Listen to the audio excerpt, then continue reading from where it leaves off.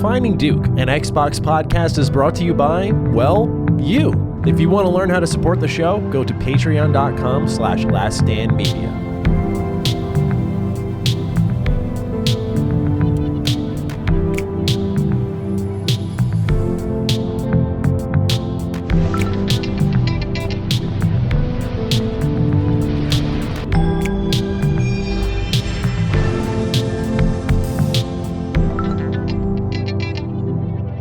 Salutations, everybody. It is Matty here today, and welcome to episode 268 of Defining Duke, an Xbox podcast. Today, he is back. Brad, the Grim Reaper, is gone. The world of Xbox is safe for another week. We have Cog back from LA, here to tell us all about his fun times and talk about us with things like what Todd Howard's been saying. We've been chatting a little Elder Scrolls 6 here, so we'll get into that. But Cog, how are you today? I'm doing good. Back from Vegas, because we was in Vegas for DICE. You know what I'm saying? But nah, bro, it's been good, man. It's been a whirlwind of things. So shout out to DICE. Shout out to everybody who pulled up on me on DICE, man. DICE was very informative. And I really appreciate, the Academy of Interactive Arts and Sciences. Yes. You know, talking with the who's who in the industry. Shout out to Ed Boon. I saw God Howard briefly. Nice. Talked very briefly because I didn't want to bother him. He had things going on. Sure. What's funny is, shout out to Phil Spencer. He was like in the court, like nobody's talking to him. I'm like, Phil, how you? But in respect, he was preparing him and Todd, actually. That's why they were there. They were preparing nice words for the tribute to Vince Zampella. Yeah. Bro. Yeah. Teary-eyed in that room. In that room. When you have people like Todd saying things like, hey, I used to speak to him before, at least we came up together. Kojima said something really nice in reference to, there was like a secret project at one point Metal Gear was going to think about doing like a first person mode. He went to him, shout out to Respawn, his team. They said really nice things. It was, you really see the impact. The thing about DICE, which is great, is you see the impact of the industry through the eyes of other developers. So it's peers talking about their peers. And then where you would love it, and you were talking while I was out there, was that from a game developer, I like going to the workshops and the seminars. And for me, you could truly get a gauge of like game design. Like shout out to homegirl, what's her name? Jennifer from, she's like the lead writer for Expedition 33. Bro, the way she broke down character development and logic and believable characters and things getting to a certain conclusion and the do's and the don'ts, bro, like just gems. You know what I'm saying? You know who's an up and coming now? I got to watch out. This guy, for my Transformers Day fans, don't laugh. His last name is Galvatron. All right.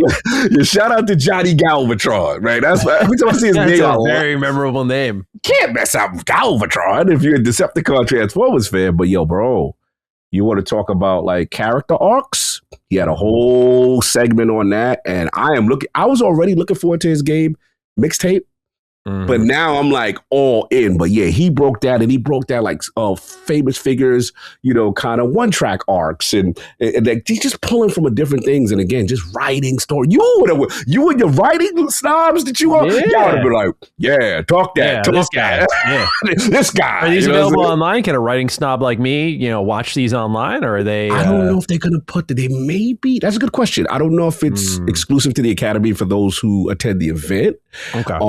I know Todd, when we'll talk about his interview today, but he mentioned that I think they even thinking that they may put up the Vince Zampella tribute public. So maybe this stuff does go up, but I don't know. You know what I'm saying? But yeah, shout out to them. It was, shout out to Arc Raiders, Virgil from Arc Raiders, the director, talking about player engagement, natural experiences, how they learn from their community with just the normal interactions with that kind of transpire when you have proximity chat, and then creating friendly atmospheres, creating aggressive atmosphere. Marathon, pay attention, man. Oh, shout out to Matt. Shout out to Matt. We'll talk about that. Andy South. I'm very curious to get your thoughts. So many people, it was dope. Like this is not a fan event. This is not like creator event. This is more like, hey, devs, also pitches. People are moving and shaking. They're trying to, collabo, funding. You know what I'm saying? So yeah. Look, we all need that. You know what I'm saying? Money? So, who got the bread? You know what I'm saying? A bunch of rich people in a room. Who's looking to spend? There's a lot of movers and shakers in the room, but it was really cool to see everybody. And again, something I'll do again at Dice Awards was after that. Then after that, from Dice, flew back, and then I had to miss ILB because literally one of my web designers he got married. His son got married, excuse me. And I had to go to a wedding literally on Sunday. So it was like boom, Dice, boom, wedding. So everyone got to see me in tuxes like for multiple times. So, your boy cleaned up a little bit, you know what I'm saying? Lil Beefy was out there doing his thing, you know what I'm saying? But now it's fun. So I'm just getting now back in the swing of things. Good to be back. Shout out to Brad. Nothing, did Xbox die? Like, did anything happen?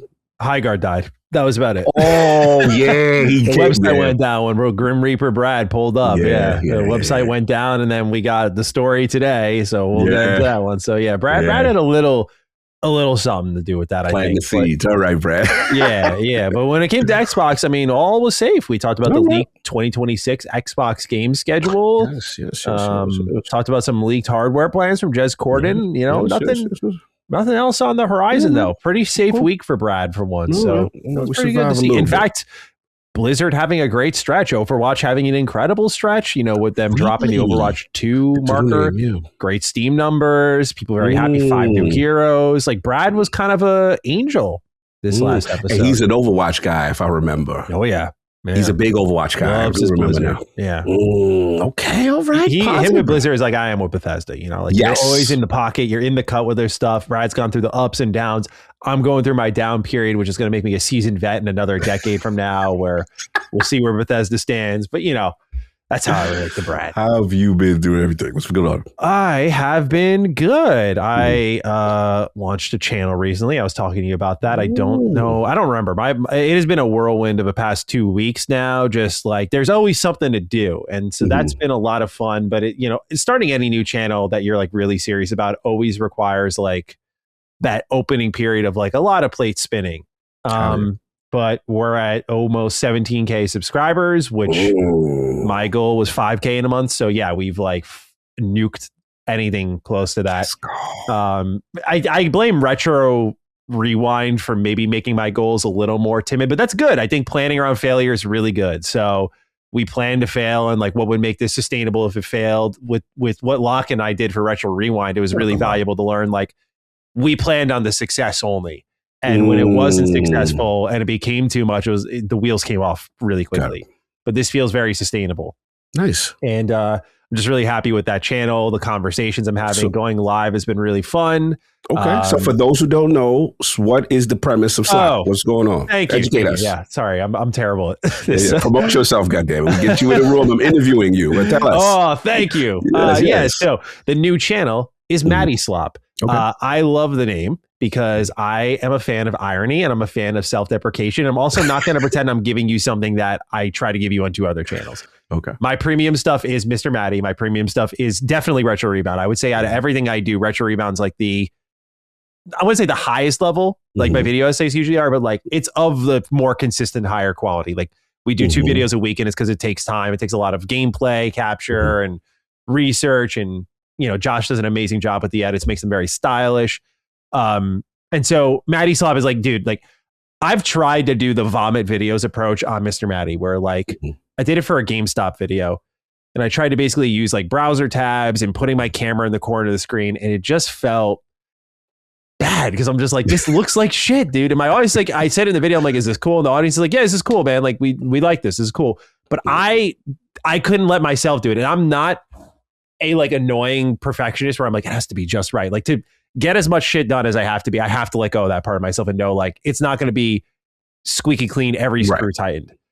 So this channel is embracing that. It's like, okay, we're going live. We're going to have these conversations with the audience, and I'm going to turn them into videos. We're going to edit them. And then when more impromptu shit crops up that I want to talk about that like isn't relevant to the main channel, it goes there too. It gives me like a really good space too. It's already worked so much for my headspace and how I like, it's been a good challenge to like, this would normally be a Mr. Matty video, but it's not. This is what I made Matty Slop for, because a complaint I'd get sometimes is like, if I talked about I like to get into the nitty gritty. You know that. So like when you go deep, like we'll do that for today's episode, talking about Todd Howard's interview. There's some stuff in here that he said that maybe adds like one more layer to a thing he said like a year ago. I love diving into that. Hell yeah. But I've noticed as my audience grew, some people do really like that about me, but a lot of people are like, this is you kind of running in circles. So I'm like, okay, how do I want to do this. Right. But if the challenge has become people want more new from me, then how do I do that while still satisfying this part of me? And this is where that channel really opens up my brain. Just like Retro Rebound kind of made its own audience, like the most popular videos there are Spider-Man, Final Fantasy, anime video games. I've tried all that stuff on Mr. Matty Plays, right? Like that's what I always do. I always try there first, see how it goes, see how I feel. It flopped tremendously. So there is credence to the idea of like different audiences, different channels target different parts of the algorithm. Like I'm living proof of that. And so when I wanted to start broaching different news subjects that were more granular, but not really pertaining to my audience, like my audience is through and through RPG fans. We're writing snobs. We're reviewing new games. We're on the cutting edge of like the big ones. Like that's what we're there for. So me suddenly going, hey, what's Sony Santa Monica's secret video game they're working on? The core audience is like... My audience doesn't give a fuck about that. So I'm making... And the algorithm will penalize. Exactly. Yes. Exactly. So it's trying to reward my ability to like, which I always like do. I'm in the cut on all this stuff and I have thoughts and opinions because you have to for like a podcast like this. So it's like, okay, how do I utilize that in a way that's most effective? And I don't have the time to just like make fully produced videos.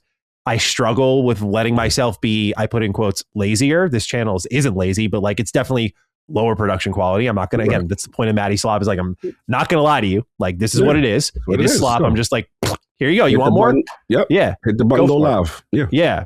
And so this really just opened the door for things like that. So now I'm Mr. Matty. Like my goal is to do the deeper dives into news like I usually do, but like I want to do more video essays. I want to do more reviews. I want to make space for that stuff and kind of specialize. And so I'm curious to see where it'll take me. Like I'm always like a big follow your audience kind of guy. Like, okay, you know, sometimes they speak by saying nothing, which is what I've learned a lot from. Like when there wasn't loud support for Retro Rewind, I'm like, okay, it's me and Locke had that talk and we're like, all right, this isn't what people want. People don't give a fuck about my movie takes. That's okay. Like I'm lucky that people care about my gaming takes. How do I embrace that?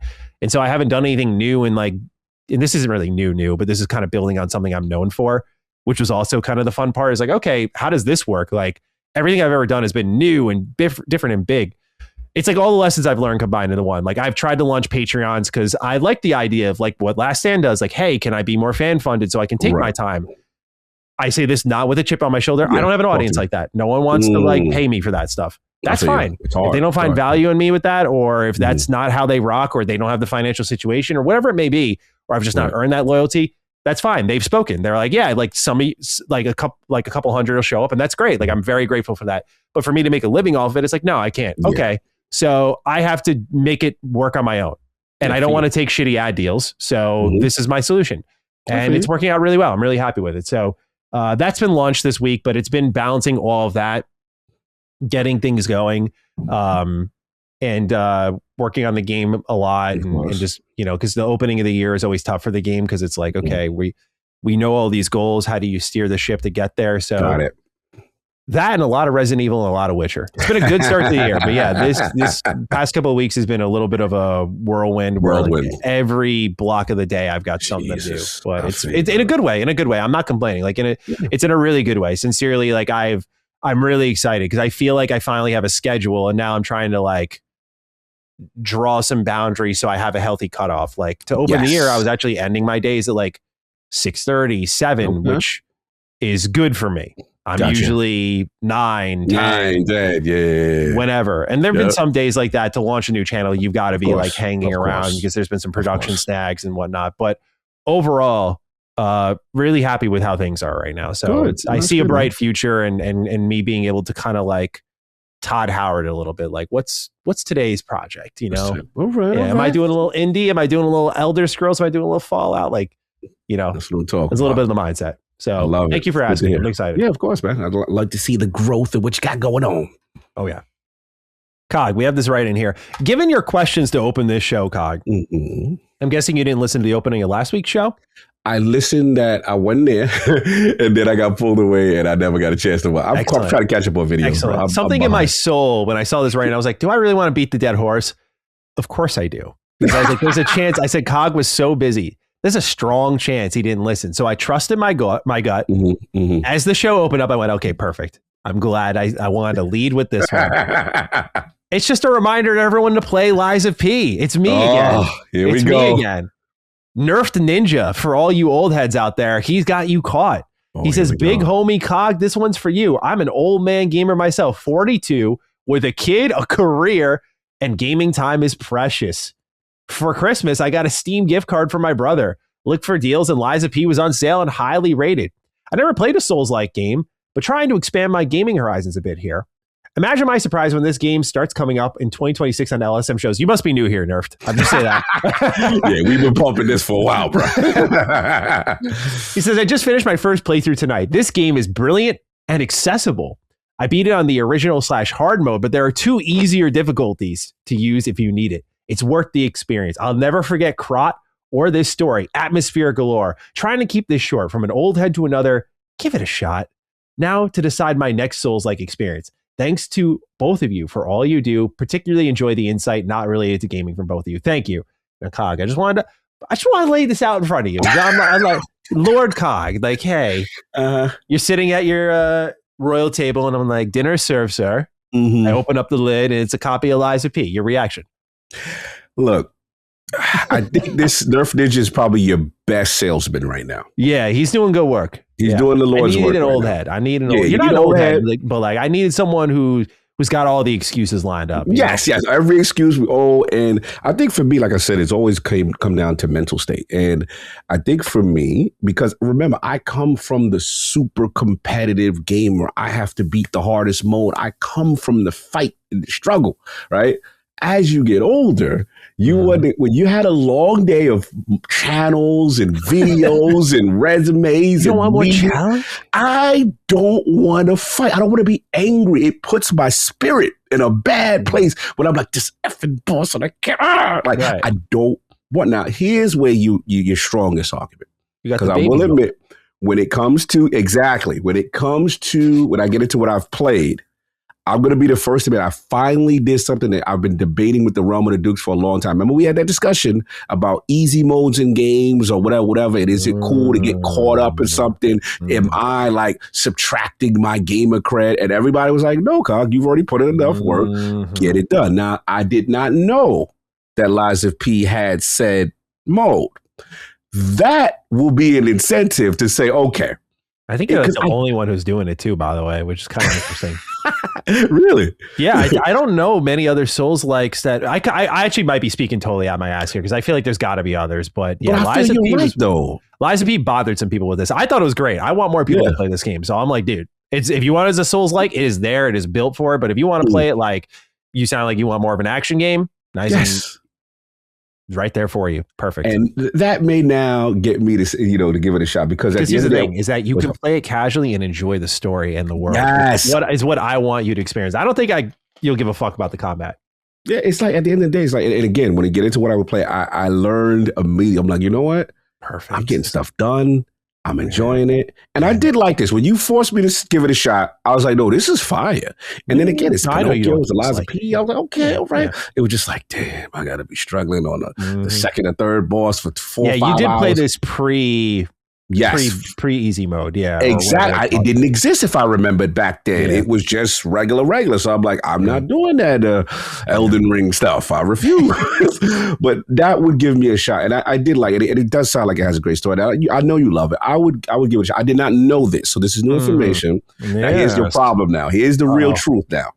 You're coming at me at a time where March is approaching. That's true. You're right. Shit. Bro, you're coming at me a time where it's like we're going to get into another writing that someone is talking about a game that I'm extremely excited about. There's about 3 games in March. And then now I cooled on, remember when you were pumping Res Evil, I was on some, I don't know why. I was like, I'll wait and see. I don't know why. I was being too cute. It's understandable. There's still that last state of play. Bro, I know. I'm with you.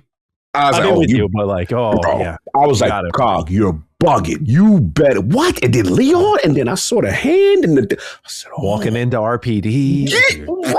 They took that. That's my like Resident Evil 2 is my little goat. You know what I'm saying? Like that for my. I'm like, they're going back to the essence. Yeah. So this is the problem, Nerf Ninja. Now you try to be. Here's the other thing.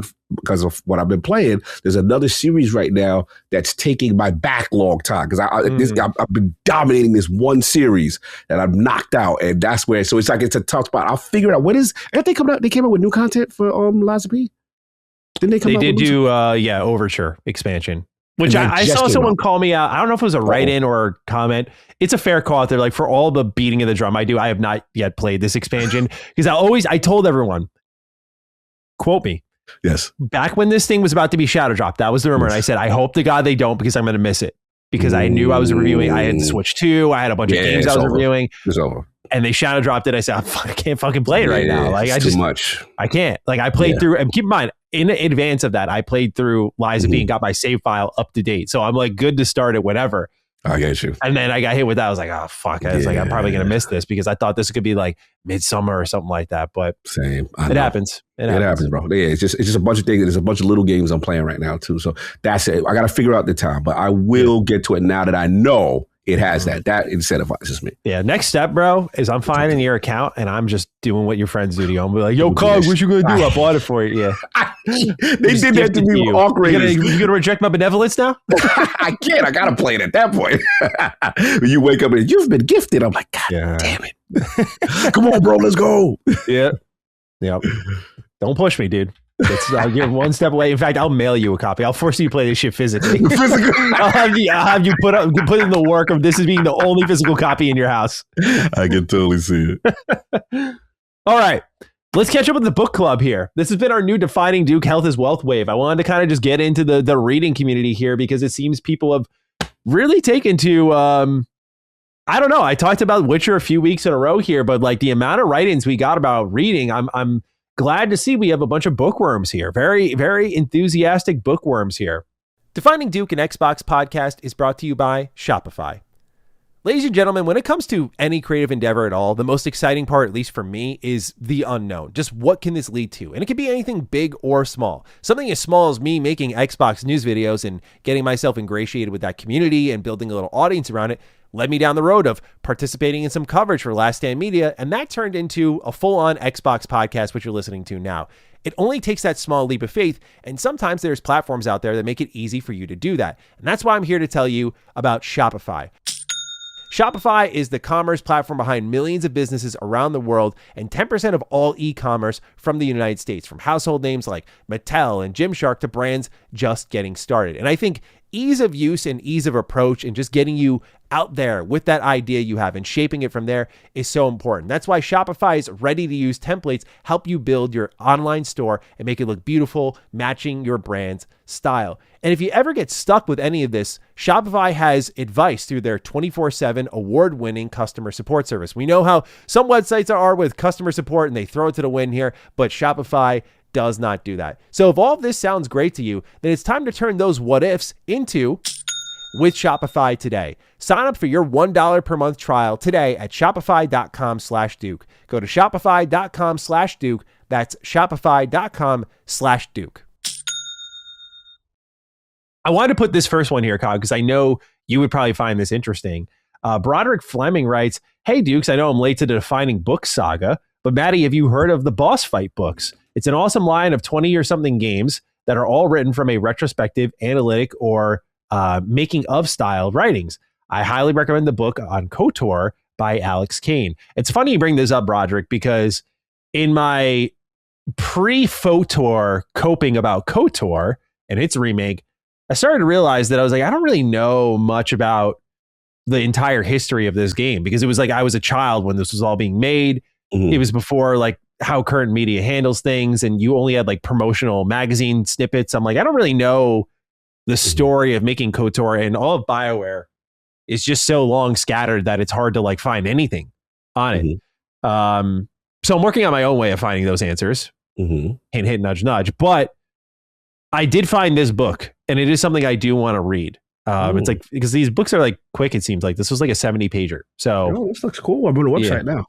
Yeah, I wanted to give it a look. But I thought you might find it interesting because it is more retrospective, analytical, looking at video games, and I had crossed this one as well. I'm not sure what other games they do, but boss fight books. I'm just looking at it right now. The one that I'm looking at is I'm a sucker for Untitled Goose Game. And I didn't know that they speak to the devs and interviewers about the James and Console story, how this indie mega hit came to be. All right. I would cop this. Yeah, $15. It's not bad. Oh, they got a ton. They got 40 books. Dragon Age 2 is coming soon. Interesting. Silent Hill 2 is on here. Cool. I bought this. They got Chrono Trigger. This is cool. Books 1 through 12, Chrono Trigger by Michael. Oh, this one's a little longer, 176 pages. This is awesome. Yeah, I didn't realize how many there were. Yeah, it's a lot. I'm looking at they got your Kingdom Hearts 2. Oh, yeah. They got, let's see, Red Dead Redemption for Soft. They got that. Let's see what other books 25. Oh, Resident Evil's here. Book 25. Yeah. Resident Evil, GoldenEye. Oh, Final Fantasy nice. 6. Yeah. And then, let me see what 37 through 40. Life is Strange coming soon. Dance. I'm part of me was actually curious about that. Even though I don't play Dance, I'm just curious, like, what's the story? Yeah. How did this come to be? You know what I'm saying? Those things are kind of like really cool, intriguing to me. Oh, there's one for interesting. There's a Metal Gear Solid one by Ashley Birch. Yes. Voice actress. Very cool. This is good. This is good. Shout out to who's this? Broderick? Shout out to Broderick on this. I'm on this, man. Broderick looking out. It's a good one. Meanwhile, a lot of people had some thoughts on my dropping of Red Rising. Oh. So for those who don't know, I read the first Red Rising. It's kind of like an okay Game of Thrones book. It's funny because when it starts, I feel like Pierce Brown, when he wrote it, had no idea what this would turn into, because Golden Sun is like my favorite book ever. It's so it builds on it. Don't get me wrong. Like the characters are like Mustangs there and whatnot. Like these characters are there, but the way it rockets to the top in just such dramatic fashion, it's so good. But I think if they ever made a show about this, maybe they changed some things, but I don't know how, like outside of some of the relationships that are formed from this killing game, Golden Sun is such a dramatic departure in the best ways imaginable. It's very political. It's space Game of Thrones. It's so good, but it just doesn't feel like it's heading that direction. Anyway, I dropped, for those who don't know, Morningstar. I was like 30 chapters in. I'm gonna be honest, guys. I just like there was just some character motivation, some actions that were I don't want to spoil, but there was just some things, some deaths. I was like, Pierce Brown is an incredible writer, but I'm not really like as a reader, I'm not feeling what he's doing here. Like, I don't like the direction he's taking almost anyone in. It doesn't feel right. So we have some passionate write-ins here. Casted Risk says, "Hey Dukes, this one's for Matty since Cog doesn't read books." Yo, hold on. You ain't gonna just slide that in there. Yeah, like Cog doesn't read. Like that sounds really fucked up. Like Cog can't read. Cog illiterate. Cog don't. Come on now. Casden, go ahead. Come on. Finish your words. He says, "I have to encourage you to get back to the Red Rising saga. The first book is without a doubt my favorite novel, and I just finished Lightbringer, the sixth and most recent book. The story gets absolutely insane. The scale and scope of this franchise expands to Song of Ice and Fire, but in outer space, levels of depth and epicness. To all the Dukes listening, the seventh and final book, Red God, is coming out within the next year or so. And now is the time to binge read the saga, and hail Reaper. Have a good day." Yes, my friends are huge Red Rising heads, and they don't shut up about Red God. And they're like, what the fuck is Pierce doing? Why is it taking so long? Because I forgot how long the gap is. There's a point in time where it took like 5 years to get it to a certain book in this series. And now he's taking a while on Red God. And I'm sure Red God's going to be like a history book. I'm sure this thing's going to be like 1,000+ pages. Now, on that same point, Empty Zero also writes, "Salutations, Duke Book Club. Matty, I previously wrote in say that I was starting the Witcher books. I'm on to 2 now. It's very good, but I didn't realize how locked in the same wavelength we were. I grinded all 6 Red Rising books over the last few months and adored them. I somewhat agree with your problems with the characterization of Darrow as he becomes a bit more bitter and cynical, but I promise it only gets better. Amazing to watch this series move from what I felt on book 1 was like an okay Hunger Games knockoff, there we go, to a sprawling political space thriller, and I highly recommend you stick with it. Can't wait for the final book, allegedly this summer. Have a I hate Lysander so much kind of day." So there you go. Book of the Dukes, ladies and gentlemen. We got Witcher here. We got Red Rising here. Pierce Brown going to do his thing for Red God maybe this summer. So we'll see. But just wanted to slide those in there. I know a lot of y'all have been enjoying the book talks. So let's go. Just wanted to throw that in there. Now, Cog, this next one here. I'm getting fit checked. All right. This comes from Ricky Pontes. Salute. He says, hello, Duke boys. This one's for, we're going to define Mr. Matty Plays today, he says. Matty, I come in today's Duke with a concern. On your Retro Rebound video a few days ago for your RE2 Remake retrospective, you were wearing a Boston Celtics sweater. Now, Matty, you need to explain yourself. You're from New York. You're a Mets fan. Boston is a rival to anything New York related, but I also assumed you're a Knicks fan. Last week, you quoted on DD that you hate basketball, but you bought NBA 2K12 and Resident Evil 6 when it initially launched when you were talking to Brad on what you're playing section. I brought the receipts today. Okay. So, Matty, we need answers. Cog, welcome back and straighten out your co-host. What's going on? Is this Matty hitting up another thrift shop moment? We need to know. You don't have to read this part of the show, but this is all jokes and playing around. Hope you all find this funny. And no, it's not a DB question kind of day. Salute. That's the man, Ricky. Oh, he on it. What's up? Explain yourself. What's going on? What's going on? Yeah, so I'm starting to realize this is a budding problem with Last Stand Media. I'm starting to see I'm cropping up in different channels on Discord. There I am in my Bulls sweater. There I am in my Mets jersey. There I am in my Celtics sweater. There I am in my Cubs t-shirt. You know, I'm starting to see a lot of people Mets stuff, of course. Of course. Allegiance is being questioned, Cog. Yeah, that's what's going on. I'm an Oilers fan. Yes. Falcons fan. Yeah. I think, dude, let's just start off at the top here. I love ball. All right. Okay, they go cook the ball. What? There you go with the ball loving. And now we pluralize. Okay, I sincerely thought I was safe, bro. Like, I just love ball. I don't love balls. I'm good. You know? But ball, yeah, we like the ball here at the Matty household. Now look, yes, this Celtic sweater was a thrift find. Yes. So was my Cubs shirt. Yes. Yeah, so was my Cubs shirt. Now, growing up, I was a Celtics fan. I was a fan during like Paul Pierce was my homie. That was like big three. Favorite. Yeah, fucking love Paul Pierce. Like, probably my favorite NBA player next to like Iverson. The truth. Yeah. The truth. Boy was clutch. I forgot that's what he was called. Yeah. The boy was clutch. Yeah. Yeah, people forget they used to give it to LeBron before LeBron and them. MKG, Ray, and Rondo. Hell yeah. Yeah, and then there was that wave of him, Garnett, Rondo. So I wasn't like even bandwagoning. Like as a kid, I played a lot of basketball. I love basketball, and like this was to me prime basketball era. Yes. And so I watched them win a championship. I got to experience that at a young age, you know, like I didn't know what that felt like. Yeah, I didn't realize how great I had. I was like, of course the Celtics, like Rondo's on the cover. Like this is, the Celtics are great, man. The Celtics are great again now. But it was just so funny to see how far I've come now where I'm like, man, I would kill for that. Obviously, I've abandoned basketball because I think the sport is basically, I call it like rule locked, like just like watching dudes draw fouls and just having tons of issues on the court. It's just not as good as it used to be. Bro. Part of the problem as well, because of my diverse fan taste, is the ways I've been indoctrinated. My brother grew up a Falcons fan since the Michael Vick days. So yeah, cheat code, man, cheat code. Yeah, oh my god, because of his rush speed, bro. What? OG. What? You had to play quarters defense just to slow him down. He was faster than everything, bro.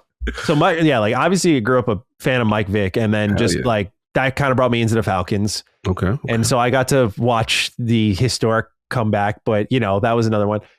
I grew up a Yankee fan, but I felt brainwashed with the Yankees. I was like, I don't know anything baseball beyond this. So I got into the Mets because I was playing fantasy baseball, and I always drafted Mets pitchers because I love the Mets. This was the era. Harvey, DeGrom, Wheeler, Generation K and all that. No, post that. That's DeGrom. That was the second one. You talk about Syndergaard. Yeah, DeGrom, that was like Harvey, 2013, 2014. Yeah, that was around that time. It was called him the Dark Knight right around that. When we started with Harvey Blue. Yeah, and so that's when I started. I was like, I love this team.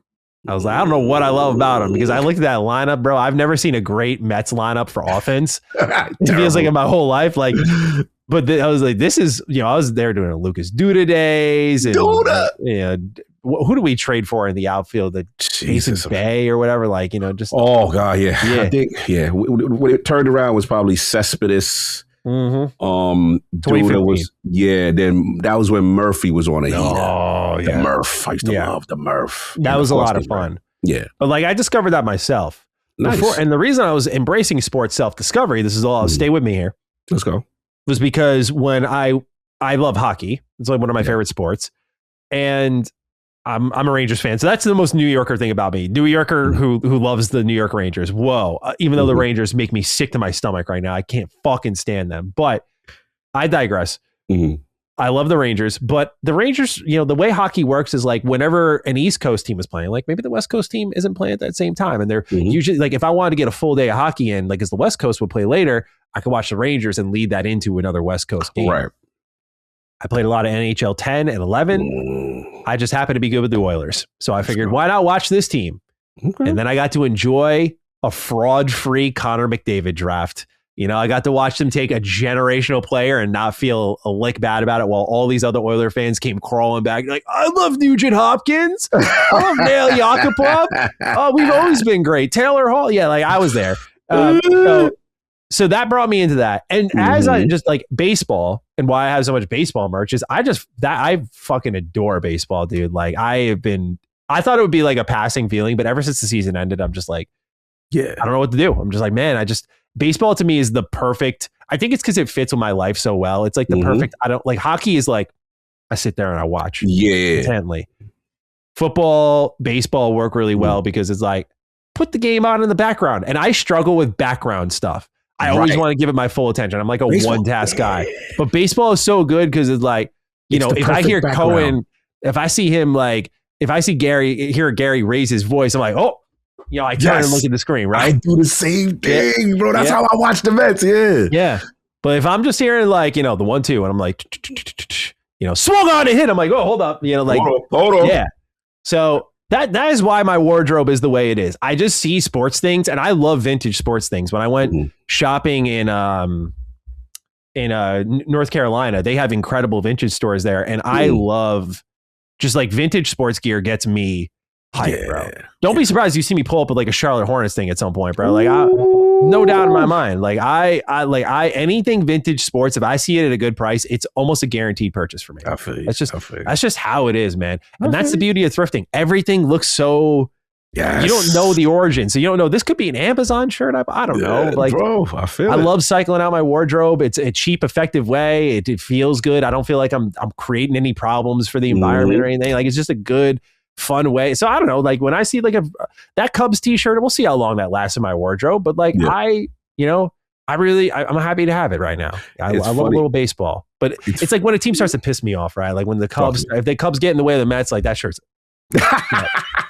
Then it's like, relax. We ain't doing that right now. Yeah. No, I get you on the vintage joint. I want to shout out. It's funny you say that because two things. One, there's a Niners. I'm kind of like going down this rabbit hole of like 49er content creators. And what's happened is there's this one that I watch. Shout out to my man Dita.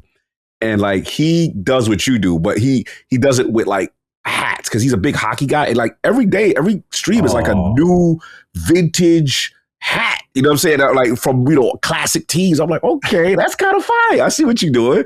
You know what I'm saying? So funny you say that because that's something I've done since high school. I didn't even fucking put that together. I always for those who don't know, because I barely wear them now, I wear a lot of beanies, but I used to wear hats every day in high school, every day. So much so that my hair was like shaped by it. If you find old pictures of me, you'll see like my top of my head was kind of like flatter. Yeah. And then the wings were crazy because my hair was just always being defined by my hat. I always had a Anaheim Angels hat, like an old school Anaheim Angels hat. I had a 76ers Marvel style hat. Like I just threw some random shit on my head, dude. I don't know what I was cooking, but like because it was a mixture usually of like something old school and something nerdy. And that just always worked for me. So when I see those worlds crossing, like I have a jersey in my closet that I wear sometimes. It's from when Acclaim was promoting some of the old baseball games they did. And I found this jersey that's literally an Acclaim pinstripe baseball tee. And to me, that's like my crossing of worlds. Like I grew up on Acclaim baseball. And like, this is also a sports thing. Like this is awesome. Classic. So that's what I always look for is the mixture of like nerd and sports. Those are my two worlds coming together. I love that shit.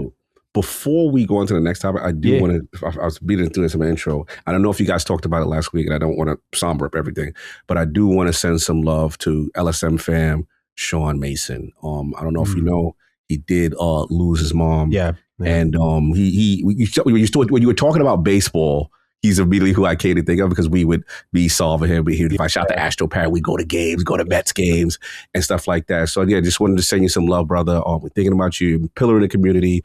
You know, 100%. When you heard, we heard, and she raised a beautiful person. So I get 100%. Your hero and everything like that. So I just want to send some love to him and the family because I know he's going through it. And yeah, top of mind when I came back. No, I'm glad you brought that up. Yeah, I was messaging him the other day, just telling him like, you need anything at all?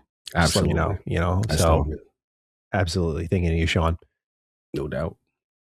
Let's talk about this here, Cog. What old game would you want to give some DLC to? This comes from Basil Frank. He says, howdy, Dukes. Hope you all are well. Last week, it was announced that Diablo 2 got a new DLC character.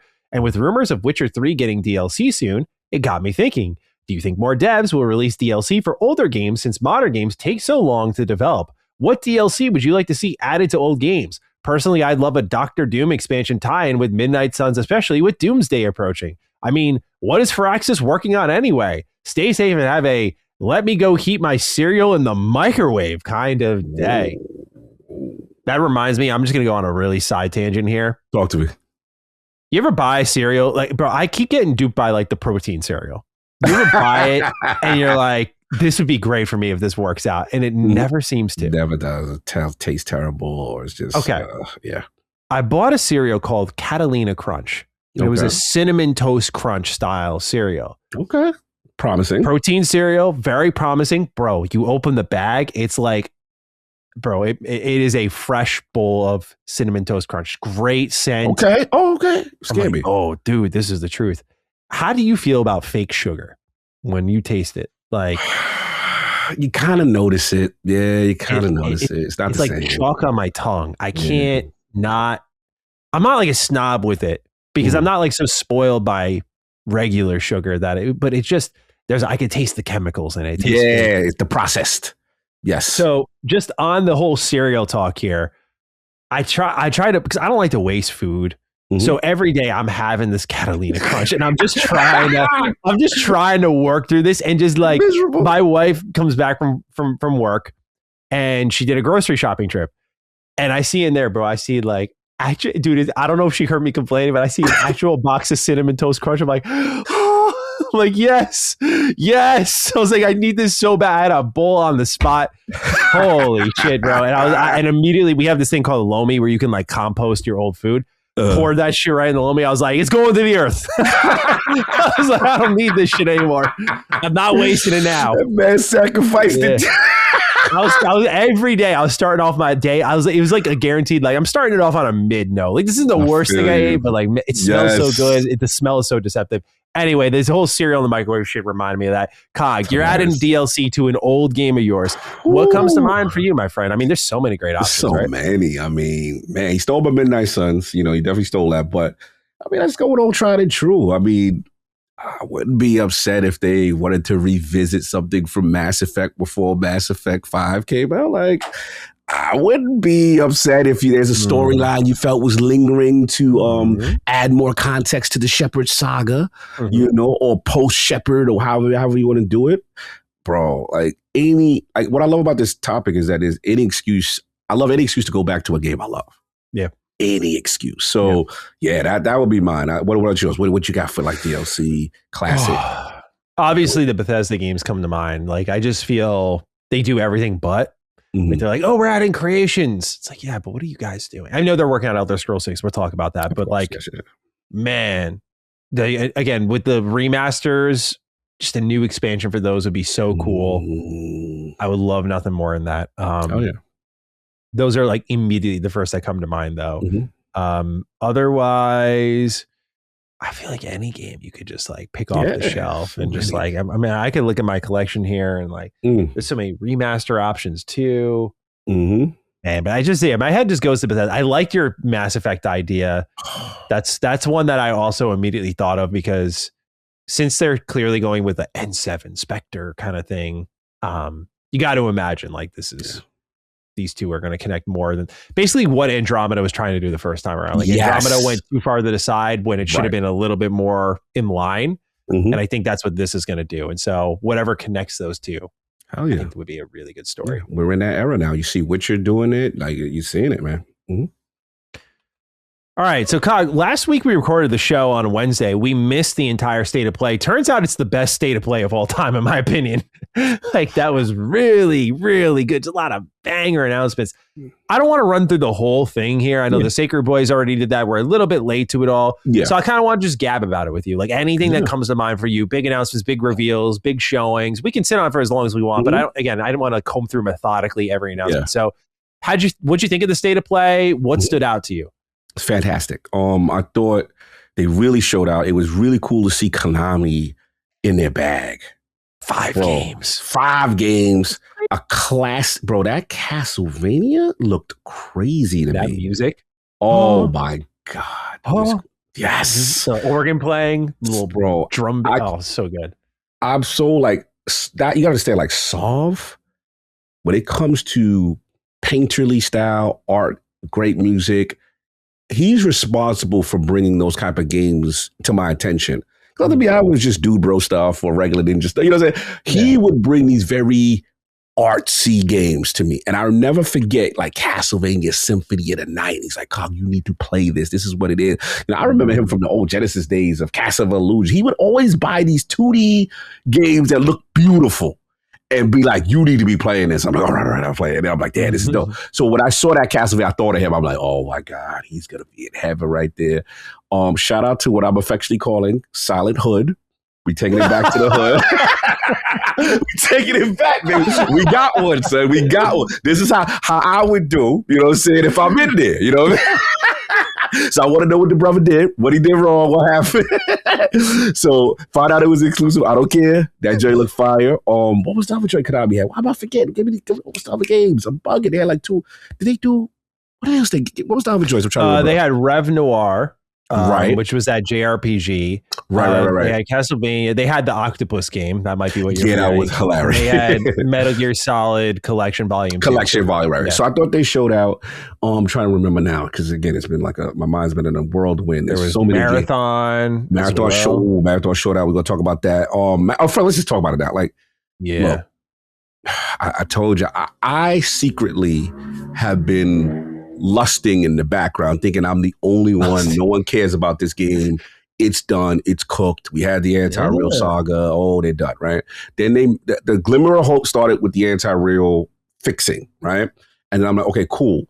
Then since then, to me, the number one thing that got me all the way back on was the Vidoc showing everything from a graphical standpoint, all the feedback, proximity chat, the blood on the ground, showing the decay of the bodies, knowing how long someone's been killed on the ground, the advanced AI of the UNSC and how they hunt you down and they're a threat from a PvE perspective. I'm like, okay, cool. Then they had another Vidoc where they broke down every class. You had Destroyer, Titan, Shield. He's got jet boots. He's aggressive. He's trying to get to you. Yeah. Then they had, for me, what I call is Blackbird, the one with the big helmet, and he's like a cop.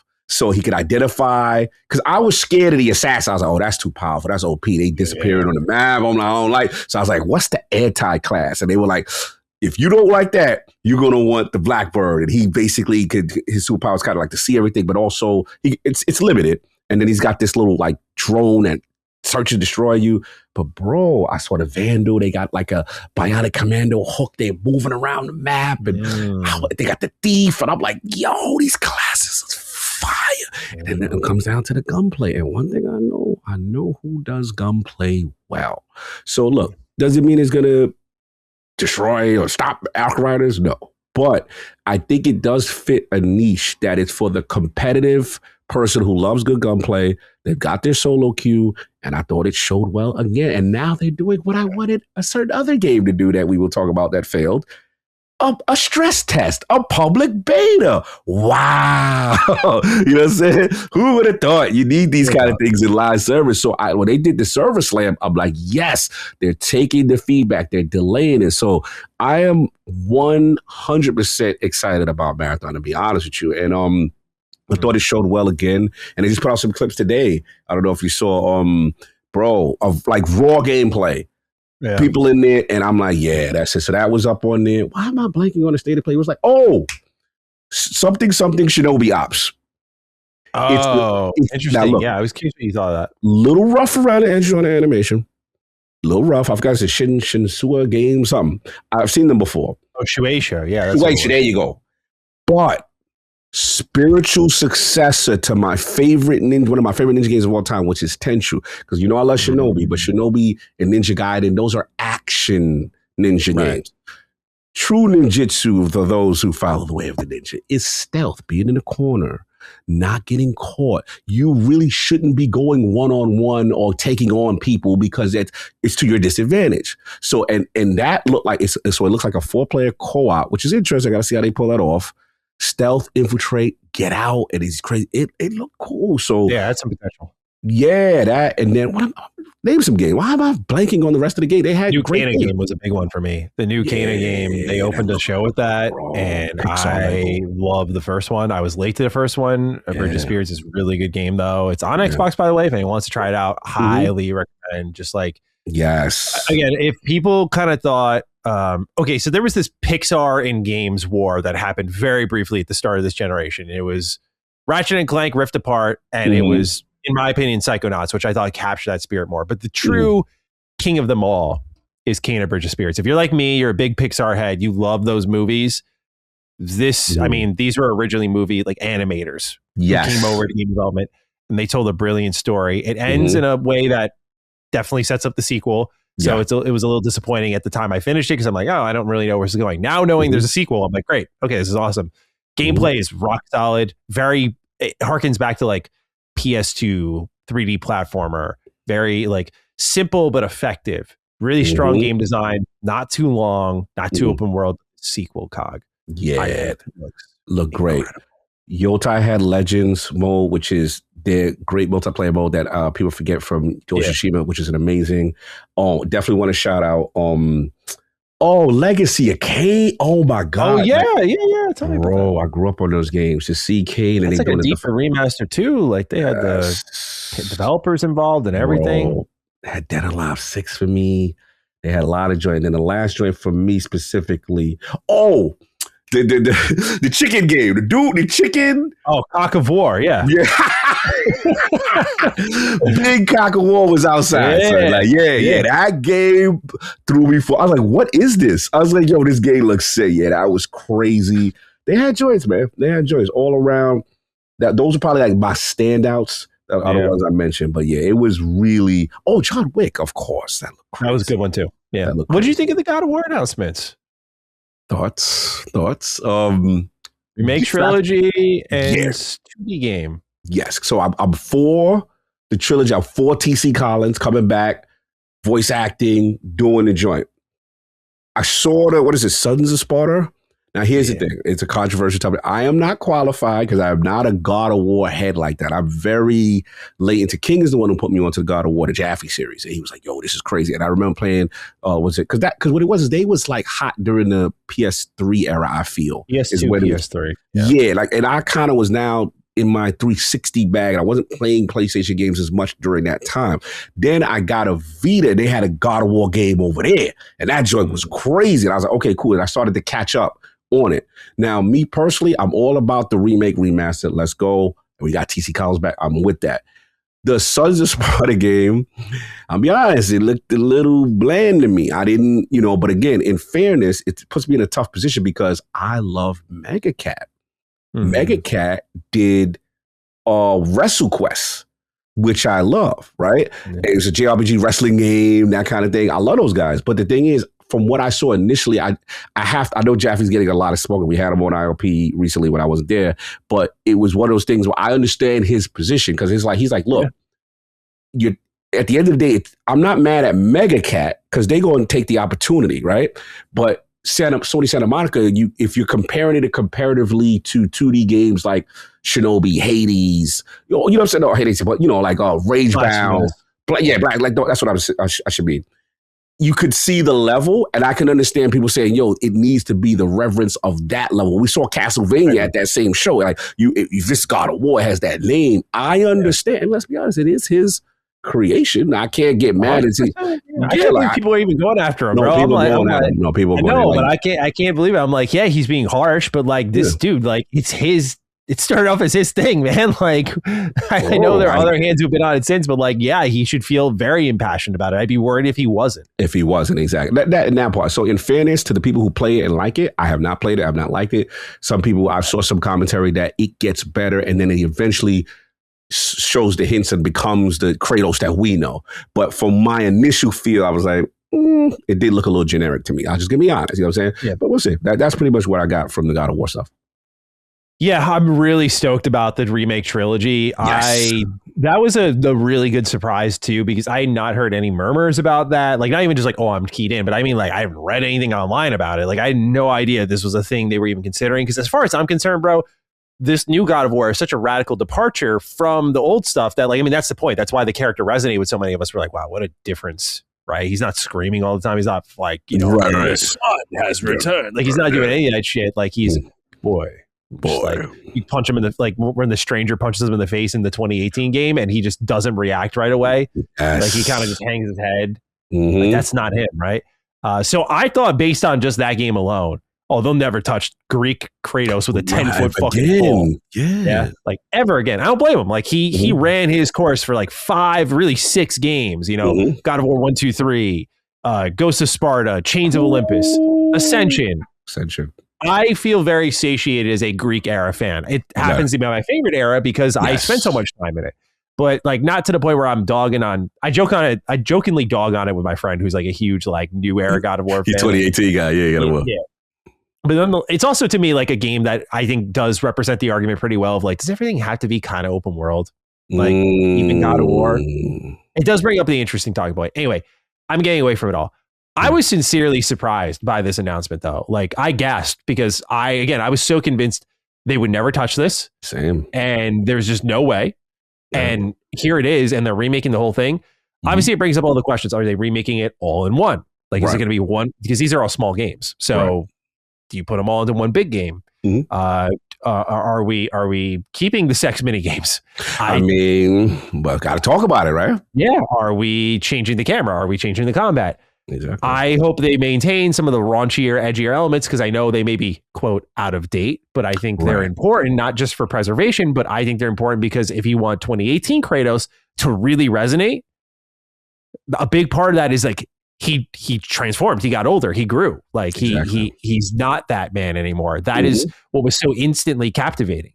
So I feel like if they neuter the fuck out of him, which I'm afraid they will, I'm not saying he's got to be banging everyone. We got to turn the mini games, but like if this dude's not laying pipe like he was all throughout fucking 5 games, I think we're missing the point. I would agree, and like I said, I love Sony Santa Monica. I like Balrog. I'll be honest, 2018. I love 2018. I fell off of Ragnarok. I'll be honest. You know what I'm saying? I kind of fell off of Ragnarok, but you know, I'm with you. I feel like if they're going to do it, you've got to do it.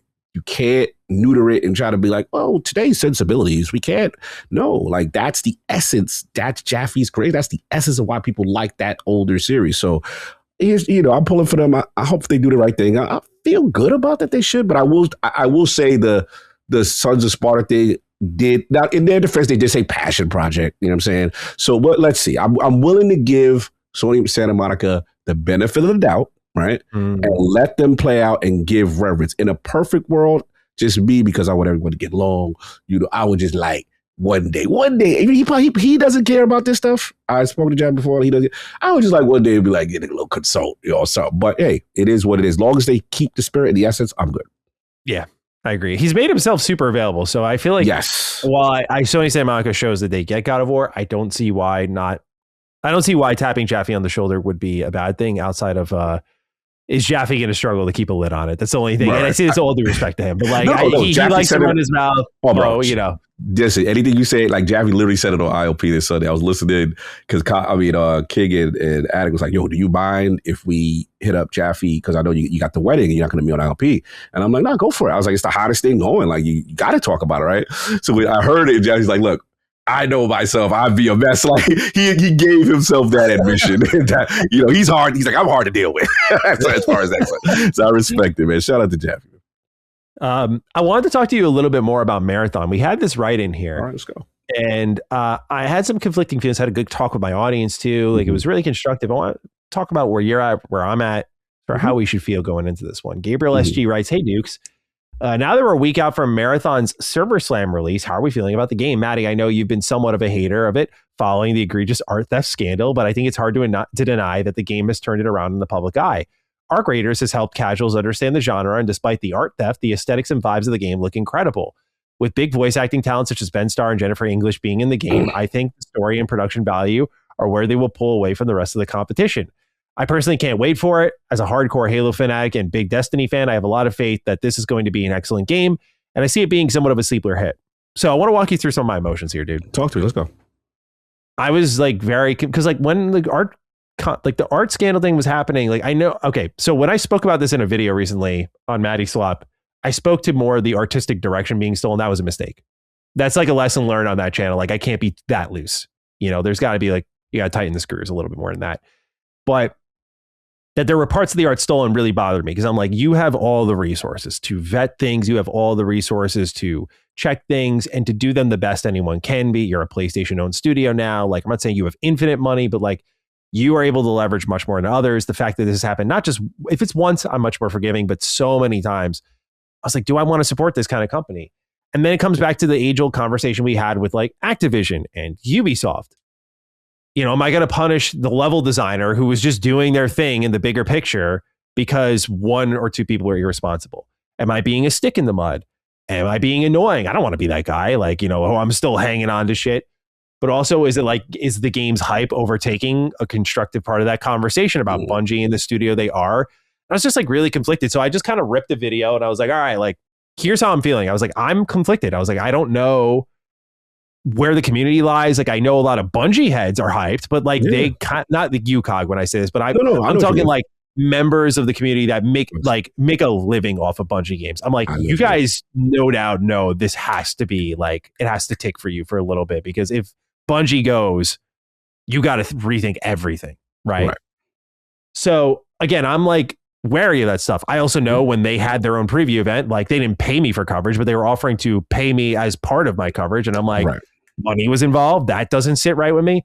So I have all these mixed feelings about a game that I think otherwise, when I saw this trailer, dude, the atmosphere, the tone, even the visual direction, everything looks fucking awesome.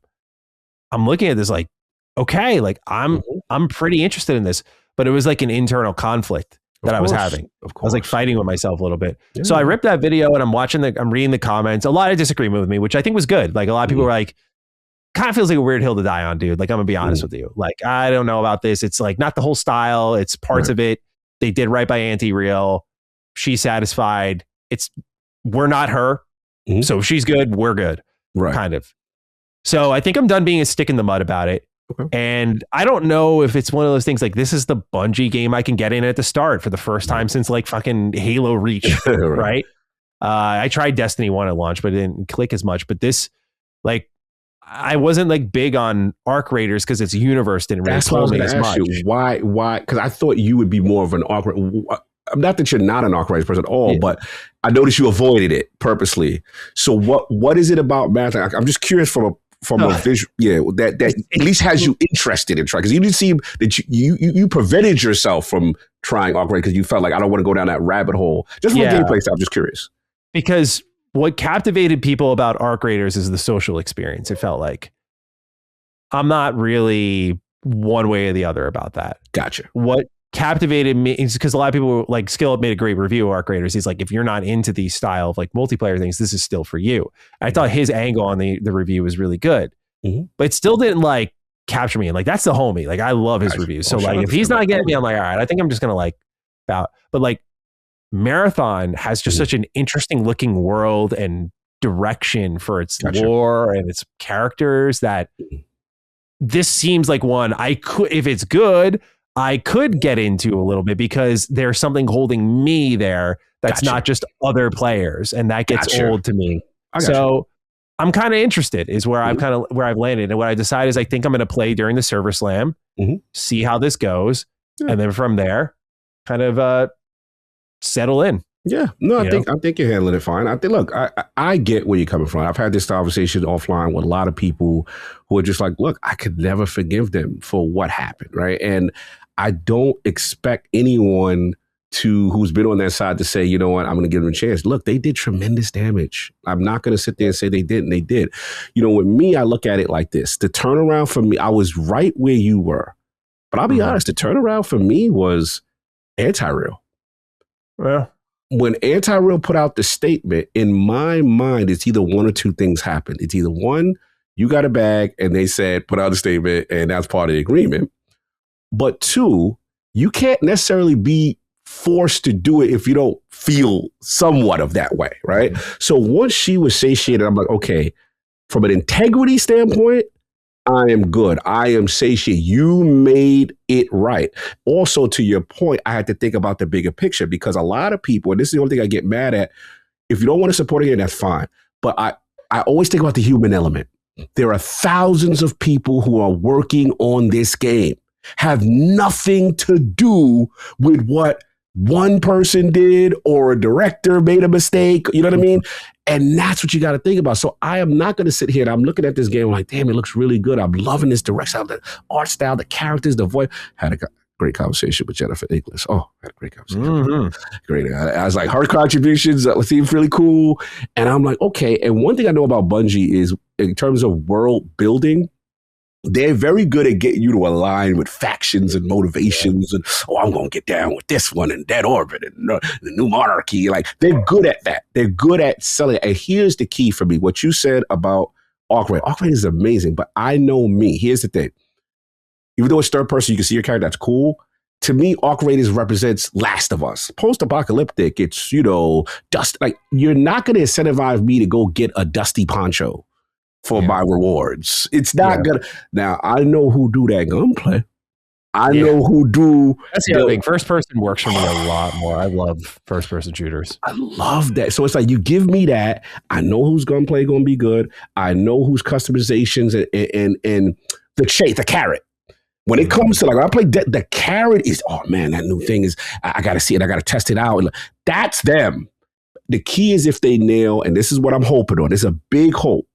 And I ask questions, they're not willing to tell me stuff when I was at DICE, but cool. The question I have is, this is what I'm really hopeful for. One thing that Bungie does better than anything, besides the carrot and the gunplay, is endgame. Because after you got all your things and art rated, no disrespect, I love their skill trees and all that. What's the hook to keep going? So for me, when I saw that derelict UNSC ship, and they're like, this is for players who only bring in you got to bring in your high-end gear to enter here. And not saying it's going to be a raid because they don't want to say that, but I know them. This is how Vault of Glass launched. I remember playing original Destiny 1 and be like, I don't get it. I played the main story like a regular game. It was mediocre. I leveled up to 28. So what? Dudes are like, bro, you got to get to 30. I was like, why? Bro, the raid you did here. I was like, what's this? And once you got to 30, that unlocked the Vault. Bro, it was the greatest experience in my life from a cooperative standpoint. 6 players, raid, diving into the Vault of Glass. It blew my mind. I didn't know gaming could do this. So I know them. They're capable of things like that. And that's why I'm excited for it. And like I told you, the class stuff. So yeah, I think you're not wrong.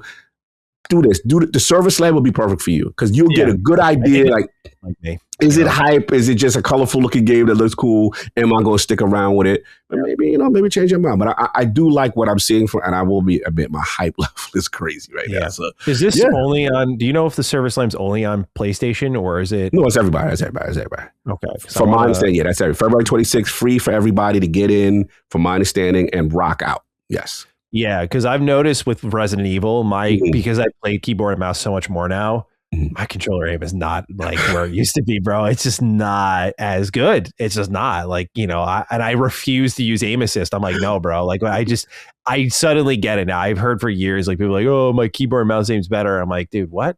But it really has become that. Like, the skills. I feel like you can't be good at both. Like I'm acceptable. Like I can still play, but like, dude, it's just not as sharp because I'm way sharper on keyboard and mouse. Yeah, so it says, February 26th, worldwide, you're going to play on Steam, PlayStation 5, and Series X. And that's cross-play and cross-save enabled for that weekend.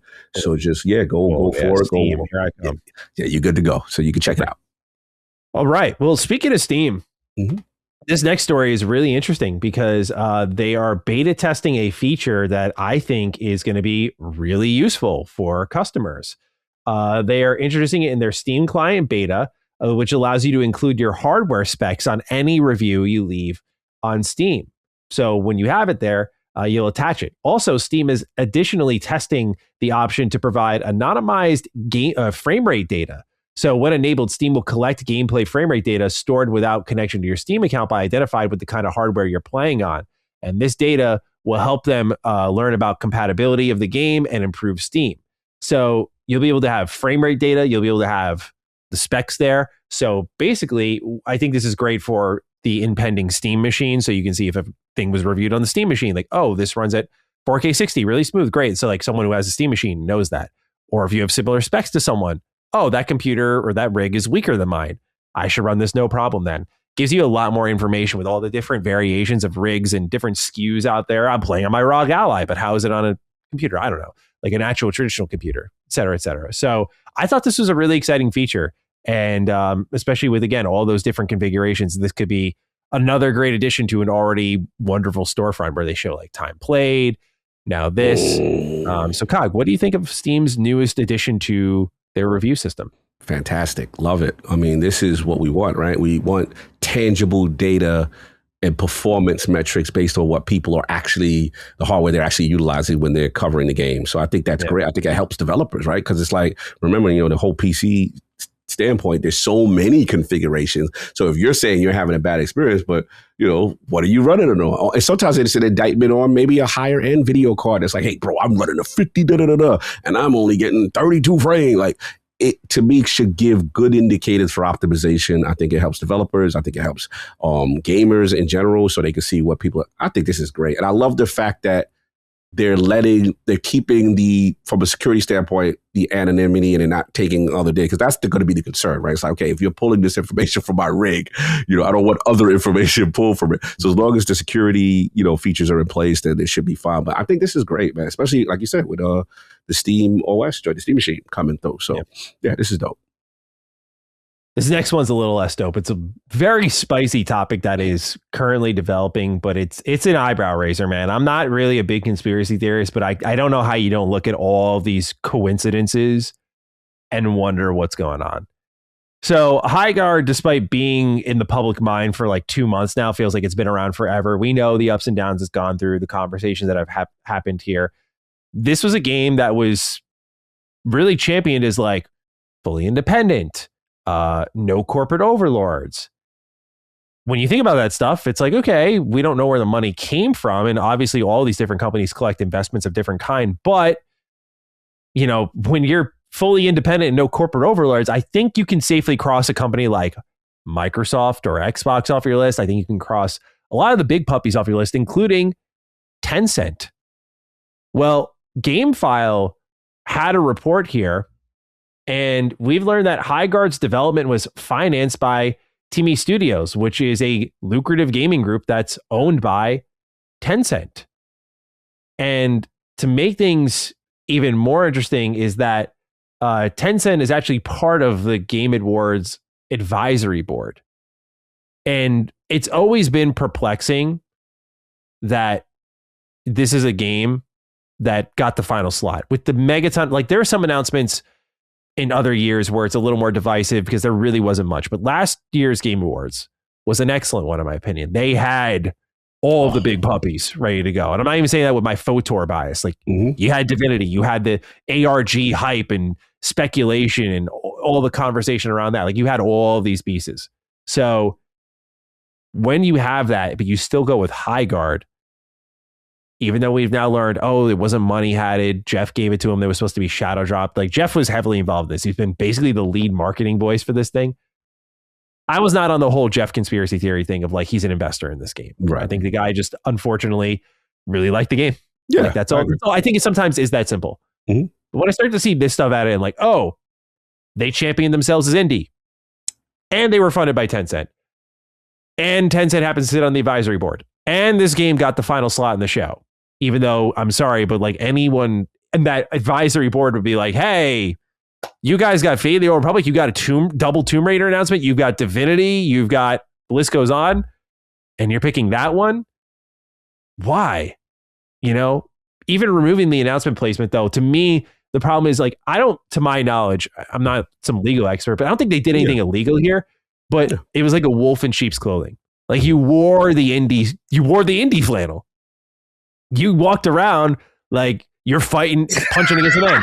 You stupid, right? They're killing me right now.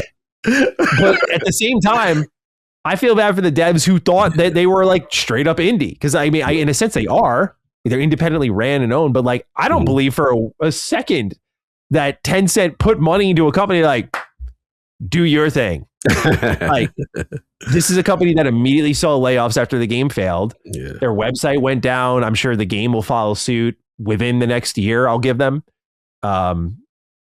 It's a skeleton crew running it. Yeah. So, Cog, when you see all of this, I mean, again, I'm not a big conspiracy theorist, but I can't help but look at this and go, okay, something's up here at the very least. But even if that's not true, we still have a company that championed themselves as indie, right, and had Tencent in their pockets. Yeah, this is a tough one, man. I'm with you. You said a lot of salient points. I think the issue comes down to, we all said it, you know, Highguard. The issue came down to Highguard's placement at the Game Awards. It literally, that literally was what the eyebrow raise was. Because again, as a person who's watched these shows year after year, those announcements tend to be saved for the biggest games. And from my understanding, I would assume that, you know, there was some form of payment or, you know, investment for said spot. That is the slot before the game of the year is announced. I believe the year before was Monster Hunter. I believe so. And I'm like, okay, I remember on stream watching it saying, Capcom got the bag, jokingly, like, oh, they do. You know what I'm saying? That, you know, deserves a spot. And I think the issue people had was they didn't feel the game was deserving of the spot. That's all. Not that the game was bad, but you could have put that in a pre-show. You could have put that in the middle, and it wouldn't have been no thing. Now, the flip side, right, is that without Keighley doing that and putting it there, does it get the attention that it ended up getting? Does it get 100K people on day one without? Because I think the argument can be made that, like, if you were interested, you're coming in to see it. And if you were like hating, like, yo, what's this game to everybody? You came in to see it. Now, the reality is people played it and the public spoke. It wasn't it for a lot of people. And you saw the drop off. Now let's get to the controversy, right? Look, there's no secret that during past Game Award shows, we used to see the term level infinite, right? Which was basically Tencent rebranded. That's what I found. I was like, oh, okay, that's Tencent, right? I'm not here to knock anyone's investment or money and stuff like that. However, when we do find out what you said in terms of wearing the acting like you wear the indie flannel, but in theory, you are kind of backed by this big corporation, whatever. The key comes down to transparency, right? If it's transparent from the beginning, no one's gotta have that same level of vitriol or eyebrow raising. But when we now find out, it's just natural. The people are gonna be like, right. Me personally, is it down a situation where it's like, yeah, they threw the bag at it? I do feel from a simple, sometimes it's like, what do they call it? Arkham Razor. It's a simple thing where it's like, Jeff liked it. That's his man on the team. I'm going to do you a favor. Sometimes it is as simple as that. Yeah. And we can't act like, let's be real, human nature and natural biases. If we're all in someone else's shoes or we all had the ability to promote a friend, right? Mm-hmm. We have to be honest that does happen. It's just natural human nature. So I'm going to keep it on a simpler level.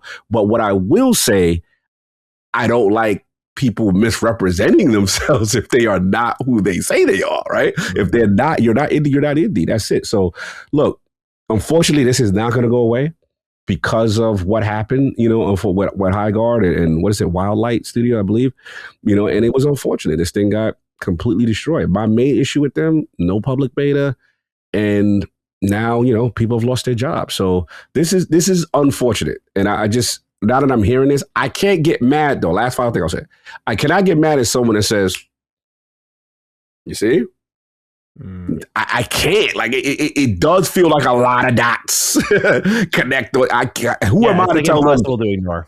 I can't tell somebody, yo, you bugging. That is so far-fetched. I can't do that when more information keeps coming out. It's just an unfortunate situation, whatever. My gut does feel, though, that was just Jeff's, he liked the game. He played it. I'm going to hit you with this solid. You know what I'm saying? And then unfortunately, this thing kind of backfired. That's how I feel about it. Completely. Yeah. So we'll see. But I just thought, again, the way like Tencent's involved, I'm like, there's no chance in hell Tencent funded a live service game and had no desire. Like, I've seen some like back and forth briefly online of just sort of like, it's not as devious as it sounds. And I'm like, well, the reality is like, I don't think Tencent gives them money and says like, again, hey guys, do your thing, like go cook, like it's a live service thing. And when you see like developers doing retrospectives on their own work and they're saying like, that they were being told internally that this has hit written all over it, that sort of stuff. Like, live service games are made to make money. They can be fun, but they're money beasts. Like, that's why PlayStation, despite Concord, is like not canceling fair games, and like they're gonna do Horizon Hunter Gathering no matter what you say, because all it takes is one of these, as Cog has said so many times, to pop off. So I mean, no one knows that better than Tencent. Their money's everywhere, and I don't know if I like demonize them as heavily as I once did, because like their money's in Larian. Yeah, I fucking love Larian. They're in grinding Gears games. Path of Exile 2 is excellent. So there are moments where I'm like, yeah, like they're not the devil where the second they're there, it's awful. But I do understand, and I agree with the sentiment that it's like, well, I don't think they just funded this company just because they believed in the indie spirit. Like, they saw money in it, and like exactly, and they know their reputation because of Level Infinite, and they hide that. Yes. And so I'm sure they hid their involvement with this as well. And I think the biggest mistake was trying to front, like, because I think they knew like, oh, it's a live service game with generic character design. And then you see on the Steam page, developer, Wildlight, never heard of you. Publisher, Tencent Games. It's like, oh, fuck this, dude. Like, they know. They do this because they know. I can guarantee that the developer at Wildlight probably did not incentivize this idea, but it was Tencent who's like, yeah, quietly, please. Don't be an indie. You take, or it probably was where like, take all the credit. And they're like, hell yeah, we got a hit. Let's do it. This is us. On one hand, they get the investment, right? Which you need to get the project going and stuff like that. And on the other hand, the way I look at Tencent is kind of like, how there's some people who like, I don't say they don't care about gaming, but it's just like, yo, let's just throw this bread here. We invested all these, something got to hit. These got a lot of potential, kind of thing. And that's how I look at them. They just like, one of 1,000 things they've invested in with the hope that something's going to pop and they can eat off of it. You know what I'm saying? Kind of thing. Exactly. So yeah, I agree with you on that. Yeah. So we'll see, Cog. We'll see how the conspiracy theories work this one out, but give it some time. Give it some time. This next topic is news, but it's also a little bit more of a conversation that I wanted to have here. I saw Pure Xbox posted an article saying Silent Hill Townfall not coming to Xbox at launch alongside a few other State of Play titles. And I was giving it a scroll. Silent Hill Townfall, Kena Scars of Cosmora, 4-Loop, Yako Shinobi Ops, and Rev Noir are 5 games that were revealed at this State of Play that are all PlayStation exclusive. And in the case of something like Kena, PlayStation is like actively developing this with Ember Labs. But they're still money hiding things. And I thought this is an interesting time to kind of touch back to like, do PlayStation exclusives still matter? Is PlayStation proving they still matter? Because I don't think, again, you notice Konami's kind of doubling up on PlayStation side here, or Silent Hill 2 Remake was on the PlayStation side of things. I wanted to get your thoughts on kind of where things are at right now with PlayStation exclusives and kind of the world Xbox has created for themselves, the world Nintendo's created for themselves, and what you feel about PlayStation exclusives. Because I have some thoughts from conversations I had online, but I wanted to see where you were at. Yeah, it still matters to them. I mean, we're not going to say that it doesn't. I think it matters less than it did in the past, where they had more of a stricter, policy, I felt, because, it was a thing to be like, hey, let's take this away from Xbox, or let's take its content and stuff like that. Now you see the floor, like even with Marathon, like I've seen there's going to be PlayStation exclusive charms that are like Ghost of Yotai themed and like their catalog theme. Now, in defense of Bungie, I'm hearing, Xbox will have their own thing or whatever, but you see, but to me, historically, PlayStation is always, as a Bungie guy, as a Destiny guy, I've known, you got the exclusive map, and you got the skin, and you know what I'm saying, that kind of thing. You got OD exclusivity, yeah. Oh, hell yeah. I've lived through exotics, missions, you know what I'm saying? Completely, paywall behind something. Look, the difference I think now is that the length of exclusivity is less. It's not like Final Fantasy days where it was like, yo, you don't know when it's coming. You know what I'm saying? Now it'll be like, oh, it's 6 months. You know what I'm saying? Oh, it's 3 months. It's a year. So you see that. I think also we have evidence, right? We have tangible evidence now with things like Helldivers, where it's like they're considering that a first party game and they're putting that over there on Xbox because in their mind, that audience could benefit from that. We've seen now with the Horizon Lego game, okay, hey, you know, that audience may be interested in that, right? We're seeing that with Horizon Gathering. Like, we got to admit, though, they're really not exclusive from, if you talk to the letter of the law, PlayStation is not exclusive. The games are on PC. If you go like letter to the law. Yeah. So even that new, what is it, Horizon Hunters Gathering, that's PlayStation and PC. Hey, that audience may like it. So I just think it's like this. At the end of the day, the console business is their core business. They got to protect it, right? So they're not willing to do this Xbox approach where it's like, kumbaya, everyone get down. Nintendo's still outside, right? You know what I'm saying? And at the end of the day, you still want to make, even though you are the victor, quote unquote, well, technically Nintendo is, but you're one of the victors of the console war, right? You still have to protect it. You still have to cherish it because that is the money maker. So that's how I look at it. To me, they're in transition. Eventually, more stuff in the live service, we talked about this kind of stuff, will happen. But as of now, it's still a cautious, measured approach. We're not all the way willing, you know, still some things. And to their credit, I will give them this. There are times where they have funded something because it's exclusive, because they actually help with the development of a game or pushing it out and getting them over the hump and stuff like that. So I'll give them that. But that's how I look at it. What's your thought? What's the online discourse? Where you at with this whole PlayStation exclusives matter and stuff? I wanted to read this right in and then kind of tail that into some of the discourse I was listening to. Claw117 writes, "Hey Dukes, been watching for a while, but this is the first time I've sent in a question." Well, congratulations. You've made the cut. 1 for 1. He says, "I'm probably biased as a PC gamer, but I don't get all the doom and gloom about Xbox having no exclusives. If they were going to keep making a closed console with no exclusives, then I'd get it. But they're making a hybrid that can play almost anything. Why do exclusives matter at that point? It's strange seeing so much negativity about Xbox for those like us who actually like the current direction. I use my Xbox way more than my consoles because Play Anywhere lets me start playing on Xbox and pick up where I left off on PC. And my hybrid box is just the next evolution of that program without the hassles of regular PC couch gaming.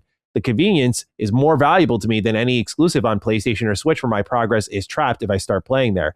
Side note, I've been seeing a lot of people baffled at Valve's decision to not subsidize the Steam machine. And I think the reason Valve can't subsidize it, is because there's nothing stopping some businesses from buying a ton of subsidized Steam machines, wiping them to install productivity software, and then never interacting with Steam. The Steam Deck doesn't have this problem since it's devoted entirely to gaming. The Steam machine is too much of a traditional PC, though, to avoid being repurposed for all work and no play.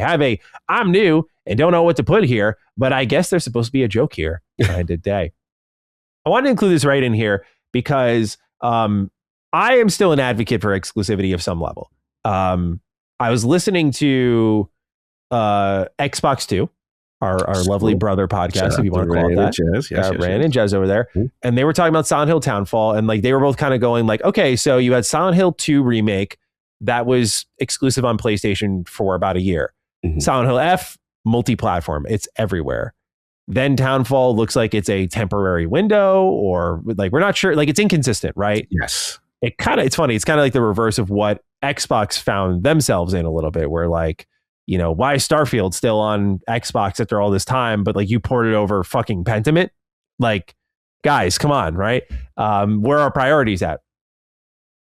What I think is missed in a lot of the conversation about exclusivity is like us as consumers, the benefit of non-exclusivity is obvious. Like we gain content.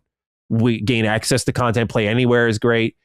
You know, I was thinking about starting a Witcher 3 playthrough when I finished all my books. I got more excited last night when I realized, oh shit, CD Projekt Red lets you like bring your saves everywhere. So I could start on the Switch, go on vacation, play, then come home and enjoy the hell out of this on my PC where it belongs. You know, like that's exciting, right? That's me connecting those dots and going, oh, so that stuff is great. That our gain is obvious. Where exclusivity matters, like I've talked to some indie developers about this a little bit, but this was pre-Xbox major pivot when I talked to some indie devs. There are some that run their business around basically selling their product to the highest bidder. So Apple Arcade, new on the block. Just like Game Pass is new on the block. Guess who's hanging out the biggest checks? They are. And guess who gets to fight another day? These companies. And they don't need to fight for, they basically get, it's not an easier route, but they get a trip to their next game, maybe a little bit easier. Because I think what people forget when games get ported is like, that's a whole other separate release. It's time, it's money, it's resources, it's finding a window for it. It's all these things, right?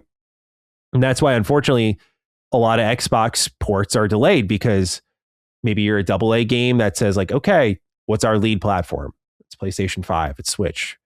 And then the time comes, the game didn't do that well. And we could either spend money on this port or we could take the money and put it into, doing our next game. And that's usually what happens. The trick with exclusivity that I think a lot of people forget, and no one deal is the same. I don't know for sure how it works, but I can tell you for sure it's not just one way of doing it. But it's possible, like Konami with Silent Hill Townfall, it's not just a deal for Townfall. It's like they probably wanted to make Rev Noir, this new JRPG, right? But that's a risk for them. They've got Silent Hill, they're doing Metal Gear, they're doing Castlevania. They got their big three. They don't need to do anything else, but they want to do something here. And if Silent Hill F was anything to go by, you can trust an internally developed Konami product right now. Like they did an amazing job with that game. So PlayStation comes along and they're like, oh, well, we're trying to recapture our Japanese audience. We did a State of Play Japan. Like we're trying to get back to that. Nintendo's beating our ass in our own region. Like we need to get back to that. Here's a logical partnership. We want to make a JRPG. What if we made something exclusively for you and your fans? And that would drive more Japanese game fans to your platform. I mean, I'm not, I think, saying anything people haven't heard before, but I think what people forget is some projects get to exist because of this. Oh, that's a fact. It de-risks them. And that's what I think from the fan perspective and the consumer perspective is missed a lot of times. Is like, yeah, I know when people see like indie games, AA games, like Thomas Mahler getting like dragged on Twitter because he was like, yeah, we're not bringing our game to Xbox right away. I think it was for No Rest for the Wicked. No Rest for the Wicked. Yeah, but in their case, maybe that's not a great example because they've now made a lot of money off of like their Steam sales, but that's a smaller team.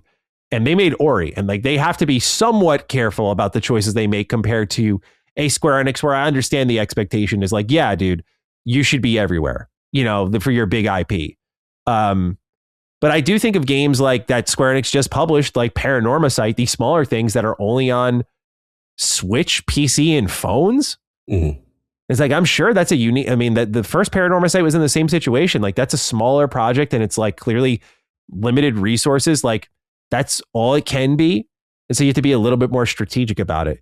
But I think the de-risking and existence of these projects misses people. So they attack everyone. Right. I see indies getting attacked. There was this X Photo or something, X something. It was a medieval style game. I think it was X Photo 1943, something like that. What was it called? I'm trying to find this game, but I cannot remember the name of it. It's like a... What style of game is it? It's like a medieval style game. Okay. Hold on. Let me get it up real quick because I want to accurately source it here. Hold on. EX. Let's do the Control F here. 1348 X Voto. Okay, 1348. They were getting attacked on Twitter because they're PlayStation 5 and PC first. And they're like, we're not doing Xbox. And people were like, what the fuck? Why aren't you doing Xbox? I'm like, guys, it's like a AA team. Right. Like, why they can't do Xbox because we know the problem with the platform. And that's it's not finding the entire customer base, dude. But when you're a small team like that, you have to de-risk at every level. Sometimes if you get a nice exclusivity bag, just like developers at one point were getting the fat Game Pass bags, they're like, yeah, we're going everywhere, bro, because Xbox just covered the bill and then some because they want people on their service.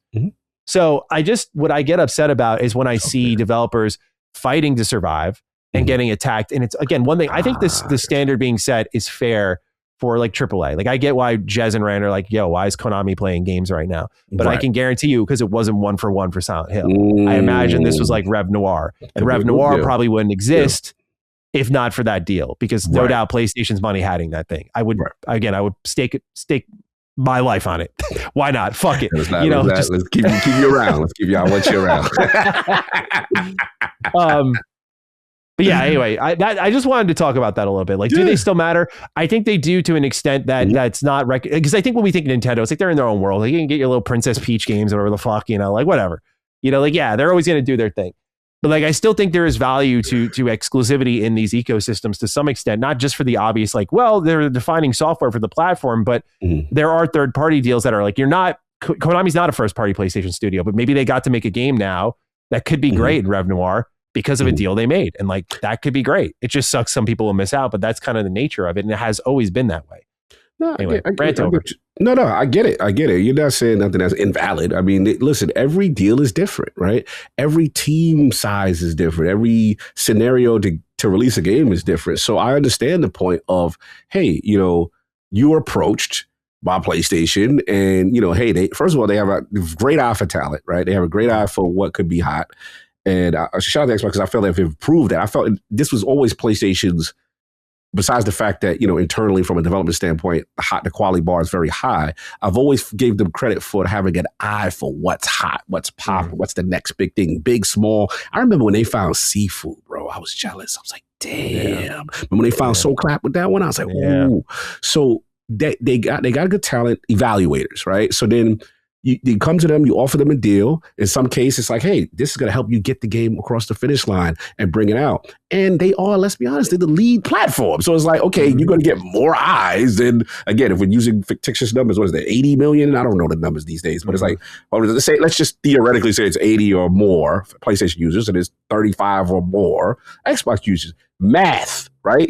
And you're getting a bag. So that's number one. The only counterpoint I have for a developer is that what you see now, what has happened like with a Crimson Desert, right? Sony saw that, said, yo, we like that, bro. What's up?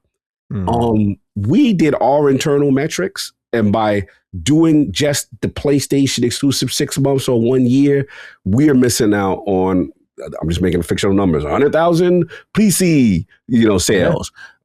30,000 Xbox sale, whatever, that's internal. So I think the only thing that has changed now, and I will say I have seen this evolution, is that before the PlayStation bag really was superior and it was almost a no-brainer. Now I'm seeing studios say more AAA studios, to your point. Make way more. For sure. AAA is refusing the bag a little bit more now. And it's like, you know what? It's better for us to go multi-platform. Also, live service, like, nah, fam, we're not locking our live service game to your eco. Bungie said that exclusively, like, no, we're going to be multi-plat with you. That's part of our deal to be acquired with you, right? I was shocked they got away with that at the time. That was a big deal because being part of PlayStation Studios meant in the past, everything is staying here. So I think that's it. I think it's just more of an individual, but I think you're on fire with the AA and indie because to me, that exclusive bag, that does matter. And that could really help you, especially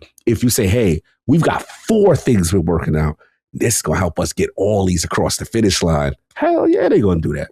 For sure. I mean, like I said, I talked to some indie devs and like, they didn't show me numbers, but like they were saying like, there's certain programs that like keep an eye out for like, we're not doing this, but they were like, keep an eye out for like, what's the next big thing? Like, that's why a lot of companies are taking Epic Game Store deals, you know, because it's a way worse platform, but like I've had people come to me and be like, well, you should take an Epic Game Store deal. And not like we have one, but if you get one, I'm like, oh, it's like, dude, it fucking kills our game. But like, there's a lot who are saying like, like that's good money. And I'm sure Epic is paying a boatload of cash because no one likes their storefront.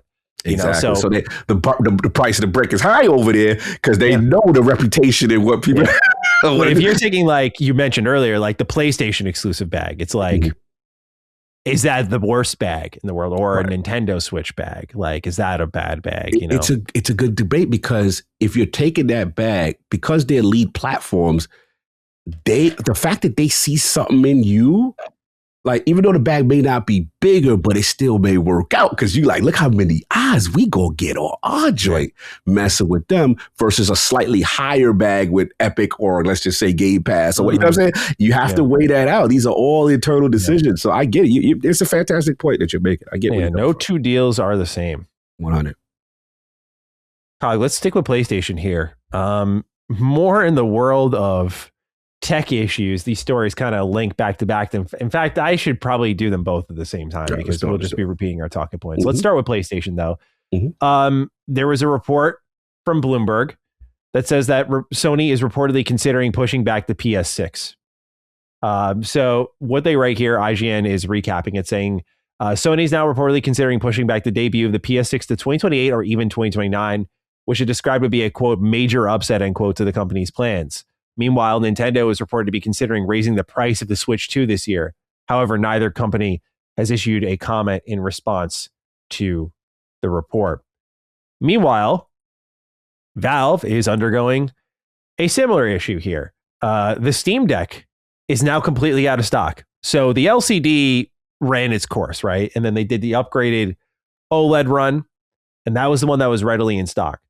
But now they have posted on their store page that the Steam Deck OLED may be out of stock intermittently in some regions due to memory and storage shortages.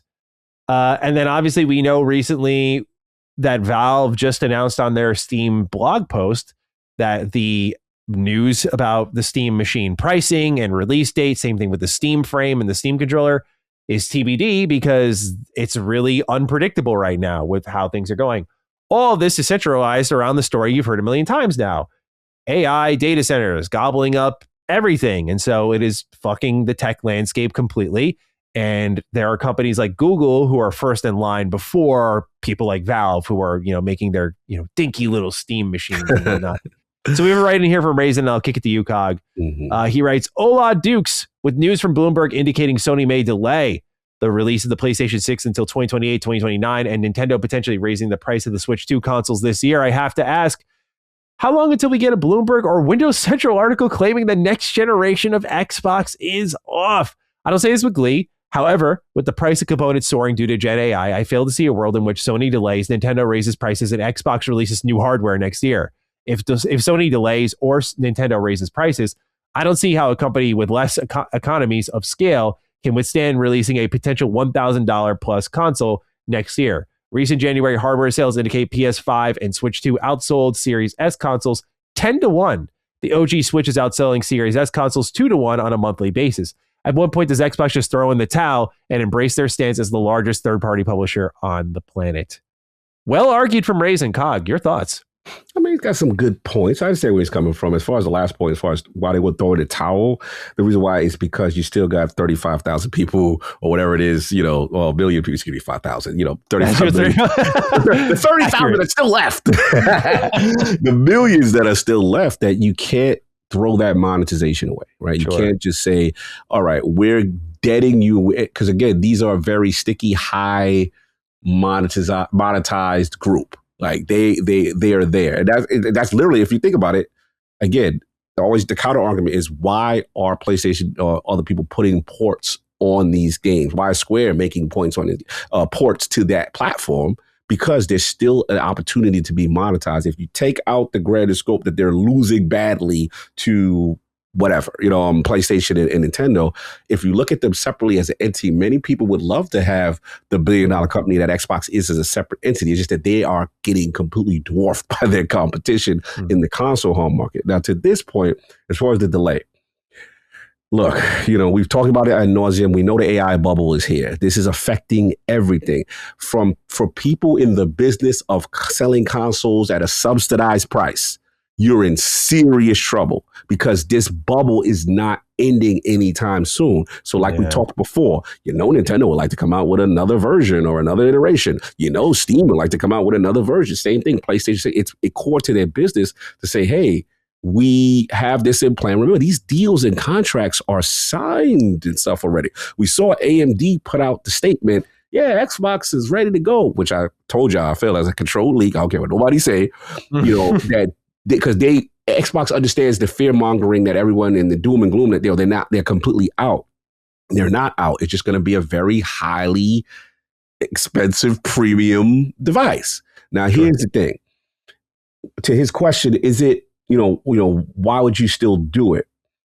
I mean, is it going to, how long is it before they say, hey, we're going to delay ours, right? Because, look at everything. There's a chance, obviously, the tentative date, according to AMD, because again, I listen to AMD. AMD is the snitch. So if AMD says, Lisa's the snitch, she's out here big snitcher. She says 2020, that is the best case scenario date of late 2027. Yeah. That could happen, or it could be maybe a little bit like a little earlier, 2028 or kind of thing. That's how I see it. I think they are coming out. Because again, you're not instilling console sales. You're not selling millions and millions of $1,200 devices. You're not. So it's a premium, high-end country club device. If you choose, if you want the latest power, you could have this and be here. Otherwise, you could stay where you are. Right? At Series X, Series S, those are still going to exist. You know what I'm saying? It's for the enthusiasts. That's what they're doing. But the reality is they are a publisher who just happens to have this off-road device. That's it. They're not. We got to stop. I know it's hard for my console brethren. Yo, they lose 10-1. They're not playing the game to compete no more. Get it in your brain. They're not competing anymore. They're out. This is just something to do if you choose to remain with us, is how they're doing it. So that's what I see. Yeah, I don't think it's a fact. If I had to predict, my latest now is that, they still might come out before PS6 because it looks like they're so detached from the whole process, right? Like, exactly. They're not competing. They're not competing. This is and actually it'd be a slight benefit for their premium device, only for the standpoint. Yeah, it's the oxygen, right? Yeah, not that it's going to have mass adoption. I am not saying that. I'm not saying, they out a year. Like, remember how we used to have those talks like, they get out a year early. Yeah, it's not the same. No, that's the subsidized $500. The time we finally do the Xbox 360 strategy again will be when they're already out of the race. That's the fun part. It's the same frustration the core Xbox fans said when it's like, damn, now you got all the studios, but now, damn, they're not exclusive no more. It's the same frustration, but that's just where they are, y'all. Yeah. Yeah. I'm a little I'd say 10% less enthusiastic about them launching because I could see them doing it, but their other obstacle, I mean, Jez wrote it, so it's not really my own thought, but Windows being a big thing that they have to rework. And I think if I'm them, I mean, based off the Xbox Ally, I know it's getting updates, but you have this opportunity to just keep basically beta testing your next Xbox and making it great. And there doesn't seem to be a particular demand for next gen and your games are selling well.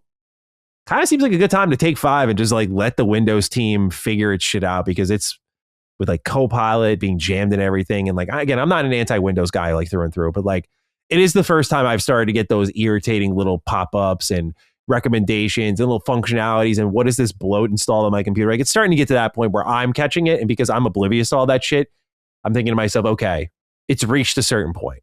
If it's starting to hit me a little bit, starting to see SteamOS conversation pick up, Linux start to pick up.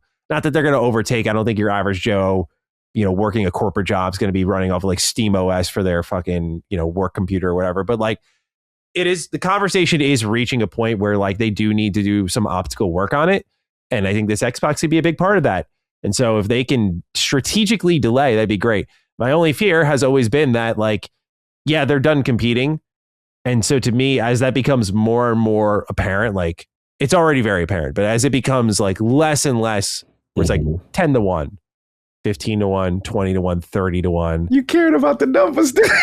I'm not even talking about the numbers. It's not they're competing about it. Even in their own standards, it's no one fucking cares. I don't know how else to word it. No, I get that. Yeah, it's no one cares anymore. The audience we're trying to sell this to cared for certain reasons that we no longer provide because of the nature of our business. So therefore, as time goes on further and we continue down this road, how many people are we serving? And this does the way that this conversation ends is if we just learn this is just the PlayStation 6 and the Xbox, whatever they call it, are more just how the PS5 Pro kind of was. It's an upgrade. Oh, like a mid-generation refresh boost kind of device. Yeah, a little more significant.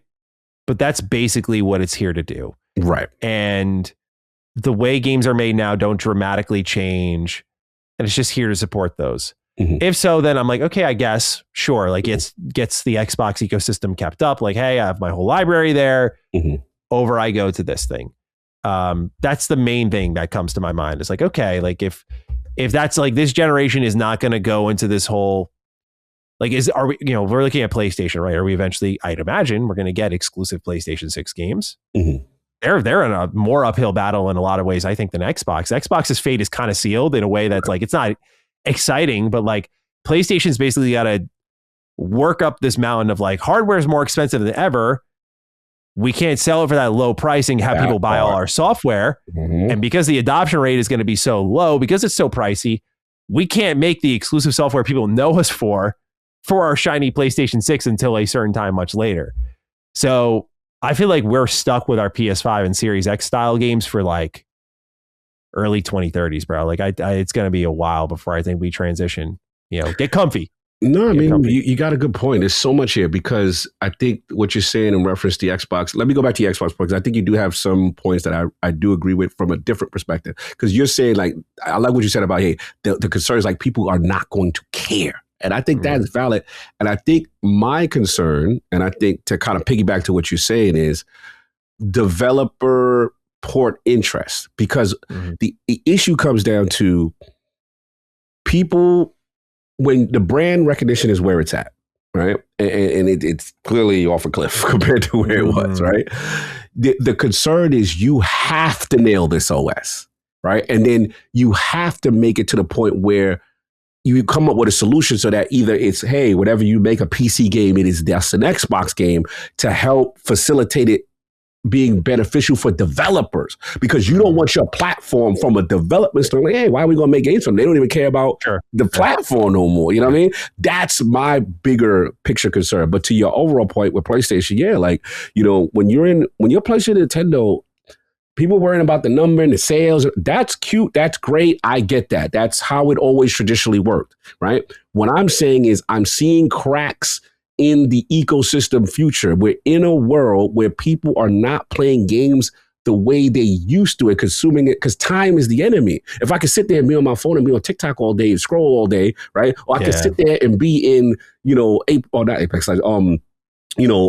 Fortnite all day, right? And to finish the 6 games that I complain about all day, that hurts. You know what I'm saying? And we're in a world where these consoles are too damn expensive and they're going up. So you got to look at the big, they're great now, but 5 years from now, 10 years from now, if these things continue to, you cannot sit here as a console leader and be like, yeah, we're killing it and we have nothing to worry about. Like, no, you're in trouble, bro. Like, that's the only advantage that Xbox has. Like, all right, we threw it at the top. We ain't worrying about that. We'll be a publisher, right? And so they actually do have the long-term advantage based on the way the market is trending long-term. So that's the thing I want to see what PlayStation and Nintendo adapt to it, because we can't lie. Like, this AI bubble is scary, bro.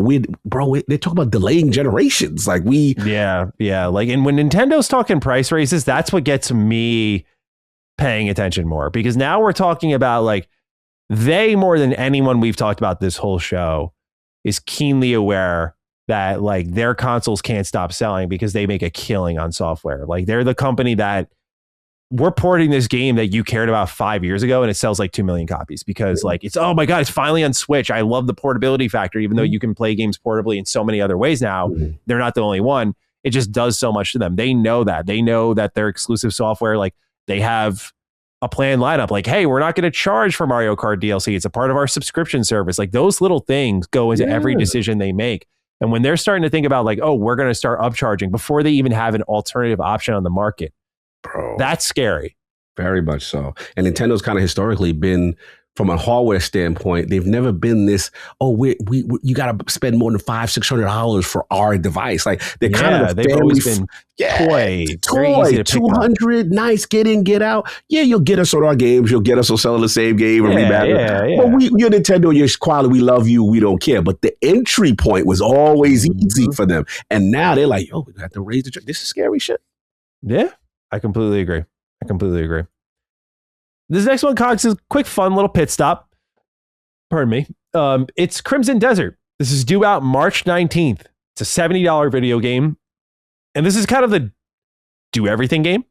Like, there's, I don't know. Have you paid attention to any of the feature trailers they've done? They've put 3 out. I've actually not, because I was just like, I mean, the only reason why is, don't laugh. The game looks so, this is the weirdest thing. I've never had this experience with a game.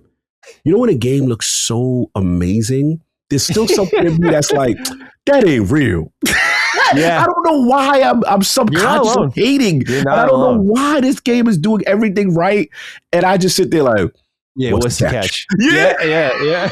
it looked too amazing. But I'm starting to come around. I will start paying attention. But tell me what's going on. What's the latest? I don't blame you. So they've put up 3 different trailers in this last couple weeks, and each has been breaking up Piewell, their open world, into like different little sections of like what you can do within it. So like the first one was just the world of Piewell. What do you do within it? And so they kind of define the activities you do within it. Here's the things you'll see. Here's the things you'll do. And it's, I don't know, it kind of reminds me a little bit of like a Ubisoft checklist, like in a good way. Like Ubisoft checklists are fun. But they're like, you're going to collect these artifacts. These artifacts are how you level up. You're going to wipe out these fortresses. You're going to fight these bosses in the overworld. Like it reminds me of a Ubisoft game. It reminds me of Dragon's Dogma 2. I'm like, okay, cool. The second trailer is entirely dedicated to combat, and it just looks very sandboxy. Like you can attach yourself to a tree, pull the tree back, and launch yourself like a cannonball, and then dive kick into the ground. Like the controls, like people made like little clip arts of all the controls for the game stitched together. The controls for this game look crazy, like a fighting game. Like it's got some depth to it. Apparently the enemies are really tough too. The bosses have mechanics. So that's what the second trailer is about, just all the fighting, all the combat. This third one was called Life in Piewell. And this third trailer is all about kind of life sim stuff, which is where I started to go again. I was like I was already buying in a little bit. And then I saw this, I'm like, oh my God, what? So you have an Assassin's Creed. Like, have you played Assassin's Creed 3 a lot? Mm-hmm. You remember the homestead, how you could like, you could send people out on like naval missions. Like, absolutely. Yeah. Mm-hmm. They have like that system in the game. Oh. So you like recruit your free guards. You gradually build and customize your own home base. You can do odd jobs like taking care of your farm. You can chop down trees, go mining. Like this game is insane, bro. It's fucking insane. So again, like you and many others, myself included, I'm waiting for the catch. They did another interview, and for this game, which is priced at $70, which I thought if any game was going to push 80. Come on. They're like, you just look at a screenshot and you watch the character falling from the sky. You go, oh yeah, double the size of Red Dead Redemption 2's map. Okay, a lot to do here. Mm-hmm. They confirmed in an interview here, the director of marketing at Pearl Abyss America said, I can definitely say there is not a cosmetic cash shop. This is made to be a premium experience that you buy and you enjoy the world, and it's not something for microtransactions. So the transaction is the premium experience, full stop, was his closing thoughts on that. And I don't know, dude. I'm just like looking at it thinking like, I haven't seen, I mean, the other thing is, bro, there's so much gameplay about this game. There's 50 minutes of gameplay, another hour of gameplay, all of these trailers, which are all 9 minutes each. Like, we have seen so much of this game. Mm-hmm. Where I'm like, it has to be it, right? This has to be like the real deal. I think it's just going to come down to the story and stuff, which I've just told people, if you've been waiting for a Ubisoft game to actually move its shit forward, that's what this game's going to be. So it's going to be the same structure that you've seen before, but it's going to be way better combat. It's going to be way better exploration. It's not going to be based around like climb up the tall thing and see what adds to your map. Like they're evolving the formula. Like I think it'll be familiar in its design. They've made it very clear it's not like a full-on RPG. Like you level up by collecting these artifacts, which is very Zelda-like. So I just think it's a true open world game in a way that we've been so used to thinking of it one way. And this game is kind of breaking those boundaries. Like you've seen open world simulation type things like Red Dead Redemption 2, right? Just very, all the little details. I don't know if this game's going to go into the little details. It doesn't seem that way. It's more about the broad strokes. And so I'm not like a full believer, but dude, I'm excited. Like, I think this game looks sick. And when you start to see things like this, where again, I thought there'd be a cash shop, like again, Assassin's Creed turned into with its open worlds, like, hey, here are like cosmetics for all the skins you can unlock. They have weekly drops and whatnot. Not this game though. Which I think I think what motivates these decisions is when you feel, I have to imagine if you're a developer and you even had those plans in place, if you see this kind of momentum and this kind of interest, like some of my best performing videos this year are just talking about Crimson Desert. I think if you see that sort of stuff, there's got to be a level of like, ride this wave, bro. Ride this wave because they'll do the rest. Like that's how gaming always works. They'll do the rest. I'm looking at it now while you've been talking and it's spectacular. It looks amazing. It's like you said, like a Ubisoft game in a way, like old school Ubisoft, but without the map vomit. Then I'm feeling Dogma for some reason, a little bit of Dogma in it. You know what I'm saying? But man, it looks phenomenal. It really does. I mean, agreed. Yeah. And I thought it was going to be like this, huge open world, hardcore, potentially RPG. So you just say it like it's just action, and the key with Very like Skyrim, like, yeah. Yes, and just leveling up through finding things and stuff. Bro, it looks amazing. What's the release date on this? See, I was trying to stay March 19th. Yeah, dude. Yeah, I know. The problem I have with this game is not the game itself. It is that it is a March video game. And like Monster Hunter Stories 3 looks really great. Fatal Frame 2 remake looks really great. Marathon looks great. I got what's that? My beloved Planet Lana just said they're coming out in March. I'm like, oh my God. Yeah, there's a lot. I'm sure there's stuff I'm forgetting from. Yeah, like there's definitely more, but they're releasing in a busy month. But to me, it's like I've saved my open world experience for this game. For them, gotcha. Like I haven't played one since KCD 2 in November because I had this game marked on my calendar. So I'm ready to give it multiple hundreds of hours if that's what it's going to call me. It looks sick. So that's what's going on with Crimson Desert. Just wanted to revisit that as we're now a month away from launch. Yeah. Cog, you sent me this one. Yeah.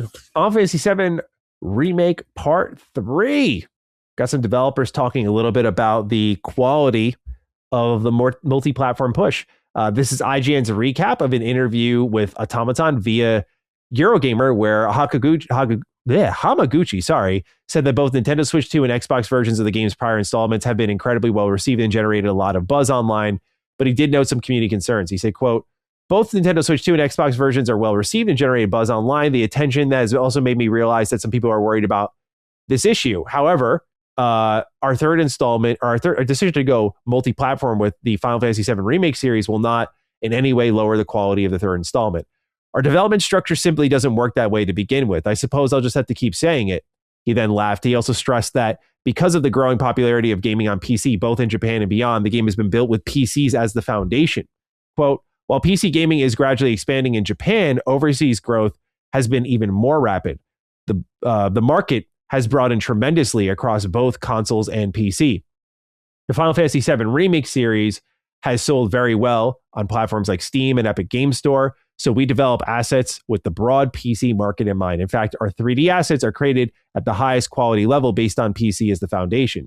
So when Final Fantasy VII Rebirth launched, there was talk about how the PC version looked better than the PS5 version. Our philosophy will not change for the third installment.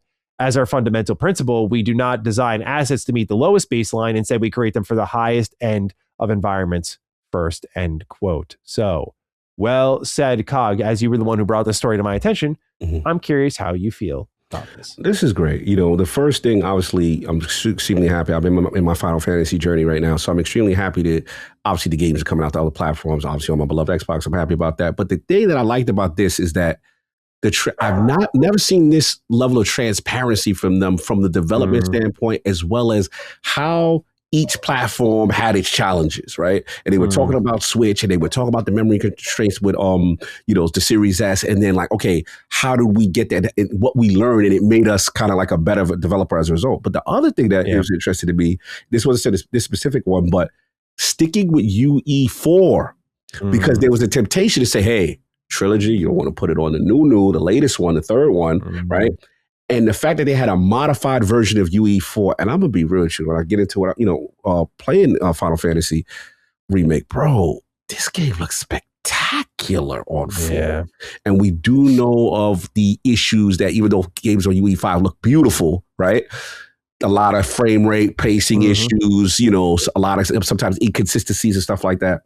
And I thought that was interesting. But I just love the fact that, because one thing about Hamaguchi, I don't know if you've been following him on Twitter, like, bro, this man is so excited when he sees it on other platforms to see the success. Because in my opinion, the amount of investment in that game, they want it to be big. And to see them getting the early returns on that. And I want to credit them, because I'm telling you right now, this port is spectacular. And for people who have played on Switch, they telling me like, yo, it runs really good. So I just want to get on their flowers with that. But I love the level of transparency, talking about the development, how they start from PC up, they go down. Like, I love that stuff, because it really gets you an idea on how the process is made. I'm not used to that level of transparency from them. Yeah. I like that they've been very open about it. And I don't know, that team, it's so funny because like at the same time, Square Enix you're sitting there wondering like what the fuck the Kingdom Hearts team is doing. Like Like it's just so funny. They have their HD2D teams that just don't miss. Like the HD2D teams are killing it. They're doing their thing. You've got the remake team just doing their thing, very open, very transparent. They're like, yeah, we're gonna like bust out this whole entire trilogy in the time it took to make Kingdom Hearts 4. And then the Kingdom Hearts team is just like, what are they doing? Yeah, like what are they doing? My hope is that they are doing. I pitched this idea on stream. Mm-hmm. My hope is that what they're doing is similar to Kingdom Hearts, or I'm sorry, Witcher 4, where Witcher 4, CD Projekt Red says they spent a lot of time on Witcher 4 so that they can release Witcher 5 and 6 as well within this kind of 6-year window. Like the series trilogy is 6-year window. Okay. I love that. I think Kingdom Hearts, even though it has 1 million games, I think it needs to move a little quicker than it has lately. Like the days of like, oh, we're going to give you like a DS game that we worked on for like 8 months. Like, here you go. Like, here's another Kingdom Hearts game. Like they milked that shit dry.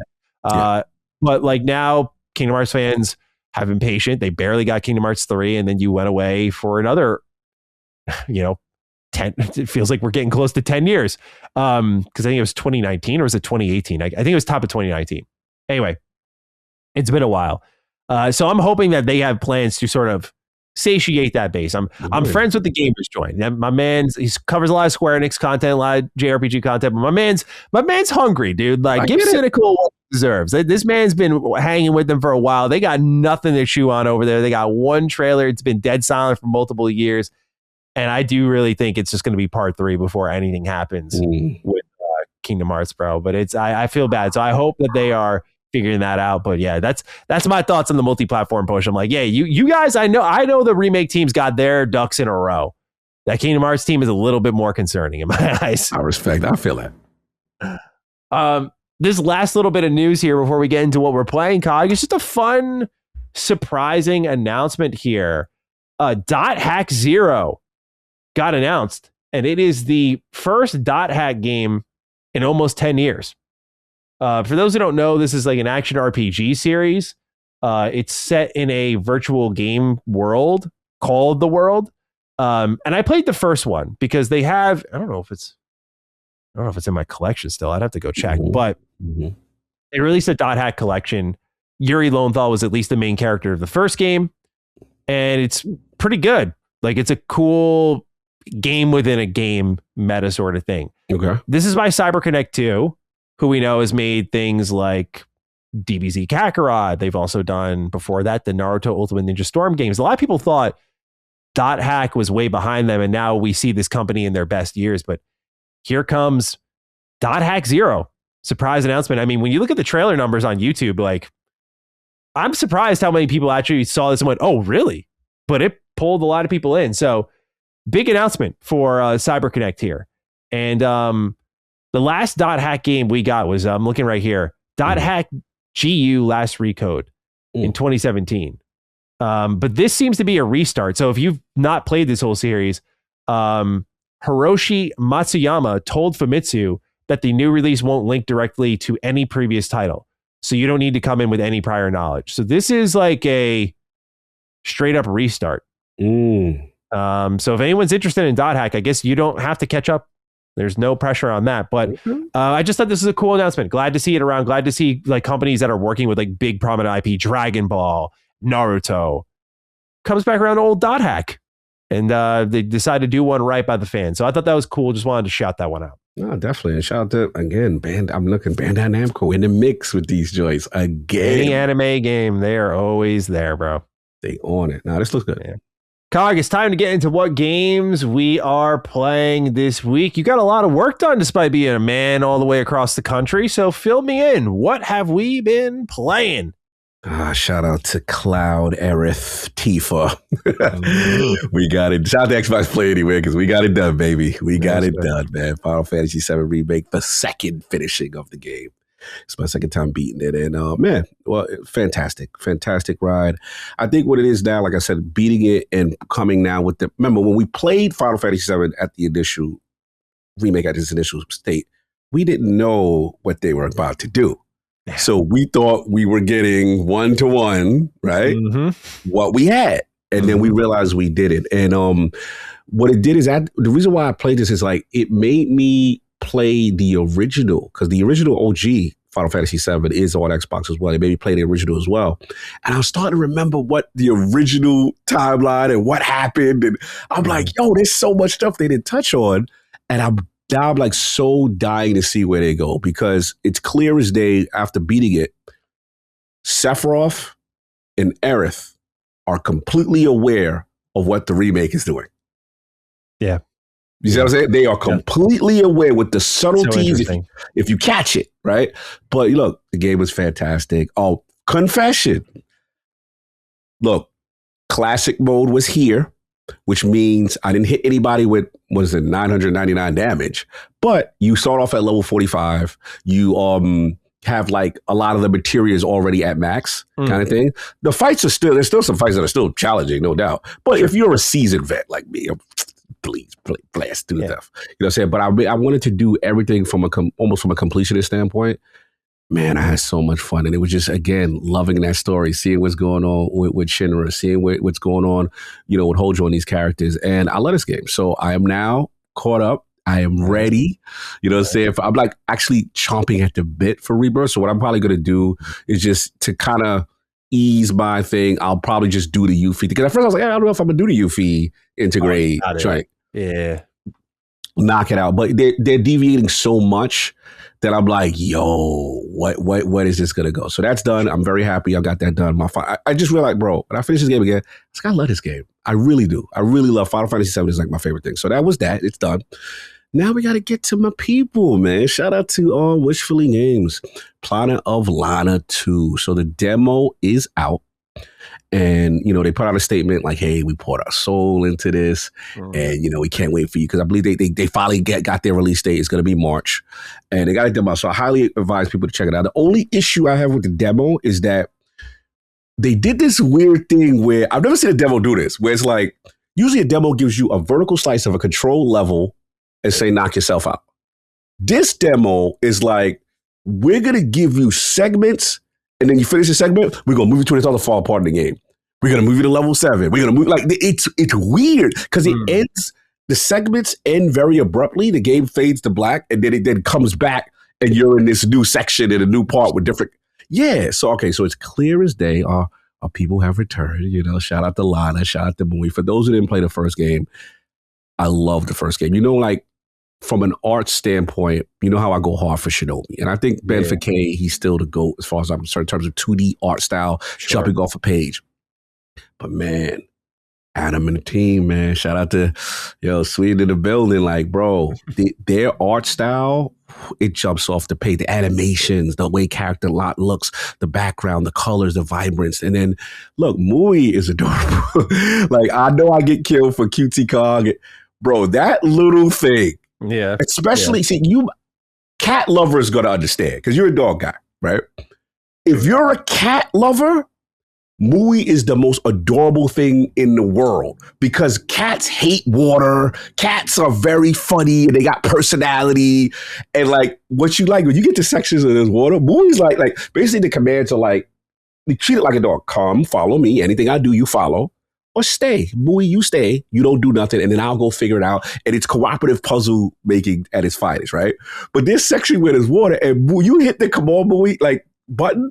It's like, and they make a little sound like, no, not doing it. And it's adorable, but it's funny. So you'll have to get like a little raft and then have Mui jump on the thing so that it avoids the water. It's hilarious, right? Now, the level up is crazy. So we got our puzzles, we got our stuff, but now, I don't want to spoil it. When you beat Lana 1, again, this is a game that, as far as I'm concerned, Matty, I was satiated. It ended. Your boy teared up. Yeah. Oh, no, this got that. I got to shout out my man, Furukawa, who does the soundtrack. He's a guy that did the soundtrack for The Last Guardian. Oh. This guy has chops. He's orchestra chops. Yeah. Bro, you want to talk about emotional score? And I don't know what the musical term is. Final Fantasy VII has it. Like, there's a theme, a main theme musically that with Final Fantasy VII that it's in the beats of everything. You'll find it sprinkled throughout like think about when you watch Terminator, right? There's that main theme of the Terminator. Yeah. You know what I'm saying? Yeah. Sometimes you'll see that little snippet of it in other scores within the movie or the game. This Planet has a theme. And when it happens, it's magic. It's a very cool musical tribute. And bro, he's back. And it really, like whenever things get foreboding, when enemies come, when danger comes, like, you feel it. So I want to shout him out. They got him back to do, for part 2. But yeah, what they've done now is Mui has powers. Like Mui can manipulate objects. Mui can, has this electrical static discharge thing. You can swim with Mui if you put this thing in it. Like, it's a lot of things now. So the only concern I have now is this. They're introducing a lot of new mechanics. Mui can also manipulate other animals, other creatures, fish, and now it's getting complex. So you could tell, I interviewed them before in Tokyo Game Show, and these were things that they've always wanted to do. They couldn't do within the constraints. Clearly, they have done well for them to get a sequel. So this is one of those examples when we talk about earlier about when the bag helped. Because I was like, yo, bag helped, yeah. Yeah, like I didn't expect y'all to have. He's, no, we did okay. So I was like, oh, all right, cool. That Game Pass bag must have been good, as well as the fact that they're a multi-platform, and the fact that this game to me screams handheld, screams being on your Switch, being on portable, rocking out. So look, so far so good. Puzzles are definitely increased, and I love it. So we'll see how it goes with the finished product. But if you haven't played the first one, I highly recommend it because it's a thing also too. I like the fact that the game speaks in its own language. There's no, like Lana and the world that she's from, they have their own language. It's legit. Like it's dope. Like you're like, okay, I get it. Like, bro, highly recommend this game. So yeah, that's I'm liking the demo so far. Beat it. And then obviously they got the March 6th release, and I'll be there day one and seeing how hopefully they land the plane on this sequel. Because the first one, in my opinion, was one of my surprises of the year and a little bit of mini masterpiece for me. So that's that. Now we get to my third game. Yeah. Replaced. Again, that demo was out, and high anticipation for this game. Cyberpunk, future world, some AI controlling. But I gotta admit, Matty, got some problems here. And my issue was, me and King played this game about 2.5 years at a Summer Games Fest. Okay. I'm like, damn, the theme is dope. Everything's dope. But it's a 2D game. It's pixel art. I'm like, what's up with the frames, bro? Like, how are you framing? How are you having frame pacing issues where it seems inconsistent and blurry sometimes? And you know what I mean? And then it has like a good combat system. Like obviously you got your attack, you got your counter, and then they have this like finisher move, which is super cool. And the game wants you to learn it. Say it's 2D, but you can then roll between enemies, you can counter, you can block. You see the dance that they're trying to do, right? And it's not just combat. Like you will like it for like you go through the world and you see these notepads. Yeah. Bro, you see these notepads, it's breaking down the lore in this universe, and you're like, yo, this is dope. Then it's not, besides doing, side scrolling, it's also, you could go into the background, into the foreground with certain parts. I'm like, super cool. But at the time, we said, bro, fix the frame rate. Like, what's going on? Now, they told us, I can say it now, at the time, like, look, we wasn't really ready to be here to show a vertical slice. Microsoft kind of pushed us to show it because they're so excited.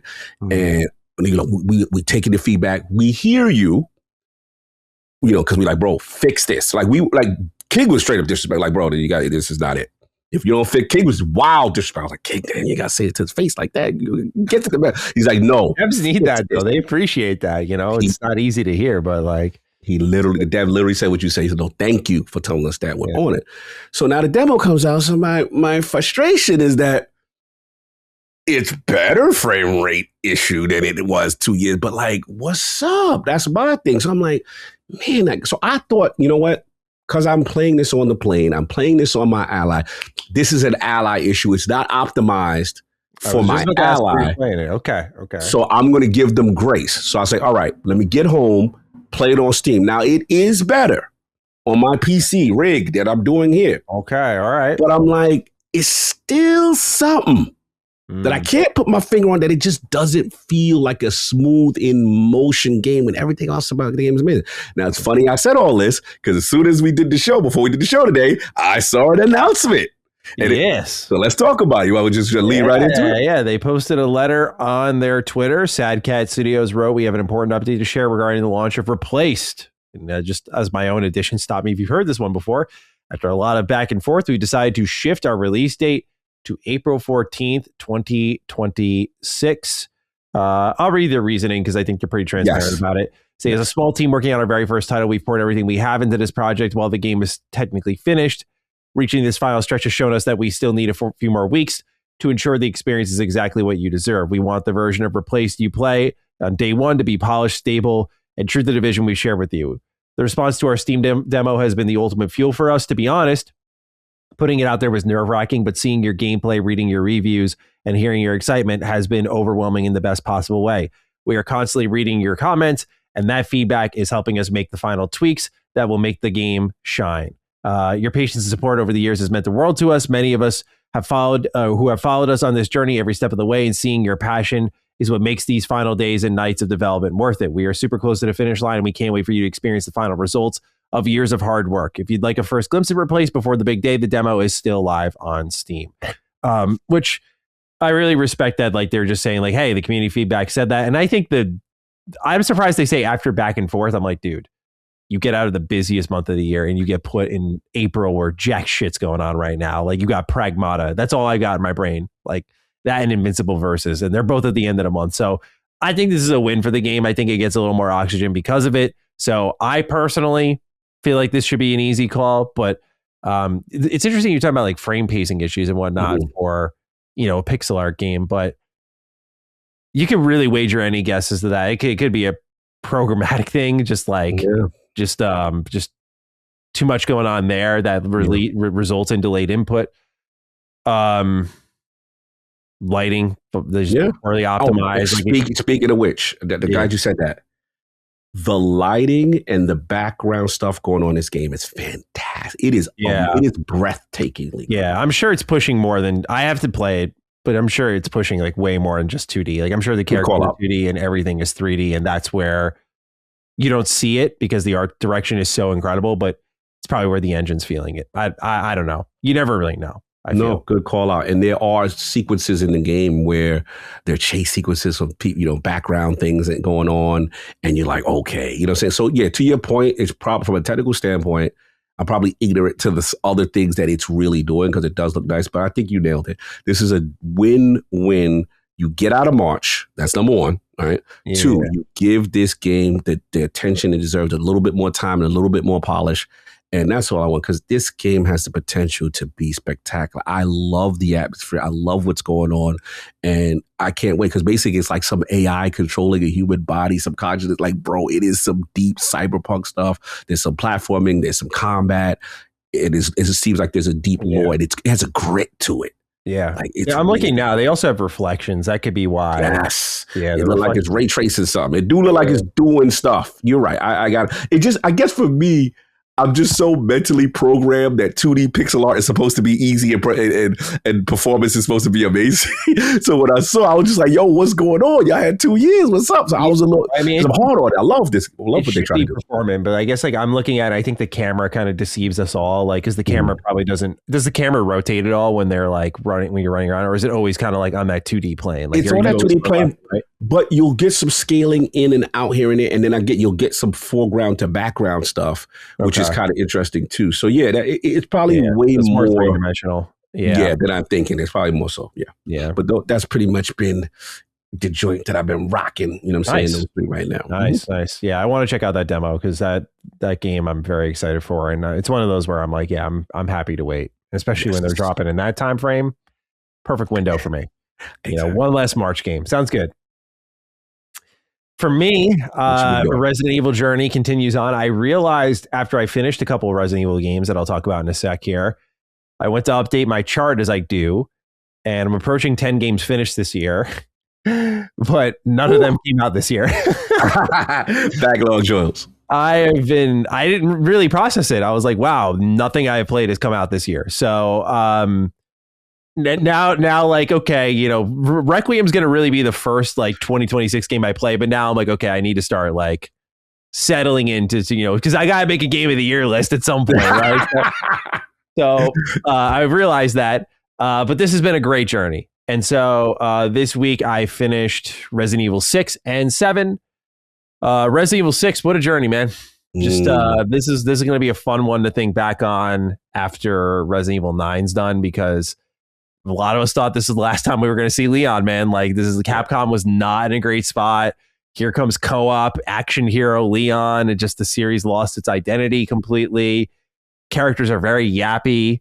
The game's writing is really bad, does not trust your intelligence, whereas like the way they wrote Leon in both remakes, 2 and 4, and what they seemingly have done with Requiem seems like very right. So that was one of the big differences I noticed. The story in this game is, I'm not like a full-on Resident Evil 6 hater, I'll explain why, but the story in this game is terrible. Like, it really is. Like, it's just like this whole weirdo love story that happens with the creation of this, I think it's the C virus, and how Ada Wong is involved in that. And we ain't gooning over Ada. Wait, what's up? Dude. I mean, yeah, we love Ada Wong. Yeah, fucking relax, dude. I'm not hating Ada That Wong. might be a plus. You know what I'm saying? No, Ada's great, but like Ada's place in the story is terrible. And I love Courtney Taylor, by the way. She did the voice for Ada Wong, and I love Courtney's performance. I really do like this Ada Wong, this kind of suave, noir, mysterious. Like, I like Courtney Taylor's performance. I know some people are iffy on her performance in 6, but I like it, especially compared to, with all due respect, RE4 Remake's performance. I didn't think that one was very good. That aside, though, there's like a love-hate relationship I got with this game. It's not a good game. It's Resident Evil at its worst in a lot of ways, but man, like, every time I play this game, it's one of those games that like transports me so heavily back in time. Like, this was one of my first, I have free will and income video games, which, you know, some of you might feel bad for me because of that, but like, hey, I'm a senior in high school. What, friend? You want to go to the midnight release? Yeah, who gives a shit? Dude, we're seniors. Let's go. Drive up to GameStop in the middle of the night. Yeah, I got my own money. Yeah, I'm gonna buy this. We'll buy this. So I have this attachment to the game. Also, like, during the 360 days, bro, Xbox Live popping off. Anything with co-op, we have our eyes on it. Oh, hell yeah. Resident Evil 5 was a blast. I love Resident Evil 5 to this day. I will never apologize for that. But Resident Evil 6 was like, dude, more of that? Sure. Why the hell not? Not as good, but like, you know what? Like, co-op Resident Evil's got a place in my heart, no doubt about it. So every time I play this game, and I've played it more times than I care to admit, all those high school memories just come flooding back to me. Games have that kind of powerful emotion. And so it's like the music in the main menu, and just like that weird window of time of like rock stars in the horror genre, like Dead Space and Resident Evil going into co-op. Like, I think Dead Space 3 came out this same year and was equally like, it's more co-op, but this, like, as someone who has been a Dead Space 1 and 2 fanboy since those games first came out, Dead Space 3 was definitely like, what the fuck? But at least Resident Evil 6, I can say, is fun, bro. Like, the diving controls. Have you ever messed around with this game at all? Okay. It's been so long. Yeah. So, like, this game lets you, like, dive backwards and shoot in midair. Like, you can... the max page jump off. Yeah. It's awesome. It's awesome. It's got a great movement system. It's like just limited enough, but also just action-y enough where, again, it's not Resident Evil in any way. Like, you're not tight on resources. Every campaign has its own gimmick. Like, Ada Wong has these forced weird stealth segments that are terrible. Every mission in the Jake Mueller campaign involves a running away segment. Chris's campaign is a Call of Duty campaign. And I actually think Chris's is kind of fun. I kind of like it. And then Leon's campaign is like jack of all trades, master of none. Like, yeah, it's fine. I actually think Leon and Chris's campaigns are enjoyable enough. It's really Ada's is awful, and Chris and Jake's is like, it's got some good variety. Like, there's the mission where you're in a mansion in China in Jake's campaign. It actually has like a gimmick to it. I'm like, oh, hey, this feels a little more Resident Evil, a little more campy, a little more weird, a little more like, why is this place working like this? Why not? This is fun for a video game. Exactly. Like, the whole rest of the game really doesn't have that. But it also just has some really memorable locales, like this game being set around China, and sort of the visuals, the neon lit streets, the dark, rainy sky. I don't know. I kind of love the visuals of this game too. So I don't know. I just got like a lot of memories packed into it. But I was also kind of processing when I finished it. I thought to myself, it's probably the last time I'm going to play this game for a really long time, because I played it at launch. I replayed it for Retro Rebound for a video, and I thought that was it. And then they brought Leon back. And so on this Resident Evil pilgrimage, I was like, why not? Right. And so I played it here, but now I don't know. All my friends in my group, I've replayed it in co-op with a friend once before. Mm-hmm. So like I've gone through this enough times where like everyone in my life's played it. I think my time with the game is done, maybe. Yeah. But it's kind of weird just to think about that. I'm like, oh, this is the last time maybe not the last time ever, but like one of the last times I'm playing this game through, this kind of weird relic from my high school days. And so I know I haven't given anyone really thoughts on the game that isn't like borderline surface level, but I don't know. That's kind of like, I think about the emotions this game makes me feel that are completely separate from the game, but it's like a fun little romp, it's definitely longer than I think it's like a good 15 hours, even if you're sprinting through everything, it's a lot, but there's something kind of charming about the game. It's bad, but it's charming, For all the bad games I've played, I can deal with this one, so. We could love some 7s. This is less than a 7. I love 7s. I'm a Sonic fan. I love 7s. Oh, it's less. You got it less? Wow. Oh, sure. Yeah, this is definitely less. Like the story's not good. There's no good bosses. Like, the mechanics. It's so conflicted. I can hear it in your voice. Like you love it from a nostalgic standpoint, but like modern Matty is fighting. Modern Matty is fighting with high school Matty right now. No, because like I mean, honestly, it also helps. I have in hindsight every Resident Evil game outside of Village right now, so I'm just like, yeah, this game does not stack up. And I played this strictly for me. I would be so shocked if Capcom pulled one single Dare development from this game. I really don't think they're going to, but I figured why not? It's Leon's most recent appearance. Yeah. Before that, it was Resident Evil 4. So I figured why not? Maybe they'll surprise me. I don't know. But Resident Evil 6 is done, so that was fun. Nice. But now I went back to the one that really got us started. Right after Resident Evil 6, Capcom's lost. They do Resident Evil Revelations 1 and 2. I tried to play Revelations on the 3DS, and I just could not do the shooting and controls with the stylus and whatnot. If anyone remembers playing on the 3DS, like I really struggled with that. I don't know if anyone else did, but I have them on console. I want to play them at some point. But there were Resident Evil games happening at that time that were getting a little bit more back to classic stuff. But Resident Evil 7 in the mainstream is really what we're back, a wild departure. First person shooting gameplay. Controversy at the time. Very much standalone from the other entries in the series. No, like here's Chris or maybe, I don't know. Here's no Leon. Like you read about Alyssa Ashcroft in like a little pamphlet on a table, but like there's no like heavy Resident Evil Outbreak influence yet. It's kind of like it's Resident Evil in a lot of ways, but it's very independent. I fucking love this game, bro. Wow. This is another Resident Evil game I have played so many times. 7 is gold. It's got its walking segments where like, the opening, like you're just kind of like forced to basically walk around for 30 minutes or 40 minutes, to go through all the tutorial sections. There's a couple of points where you can kind of see the design of the game. Like, oh, I have to go down this hallway and then come back and then this will happen. Like, for example, there's a cop you meet early in the game. You have to go around to the door with the 2 dogs on it, realize that, oh, I'm locked in there, and go back around. The game is very much built around your first playthrough. It's not like Resident Evil 8, which went more Resident Evil 4 arcadey and said like, hey, what if you came back to this and replayed it? And so they did like New Game Plus and whatnot. So Resident Evil 7 is still a scary as fuck game. Like this game got me so many times with the jump scares. It's yeah. Because there's ones I remember with like Margaret. I remember one with Margaret on a stair set because I'll never forget how loud I screamed at that one. I'll always remember being in a kid's room and turning around and just seeing a pair of legs in a crawl space. Fuck me, that was terrifying. That still gets my skin, like my hair up on end. I hate that.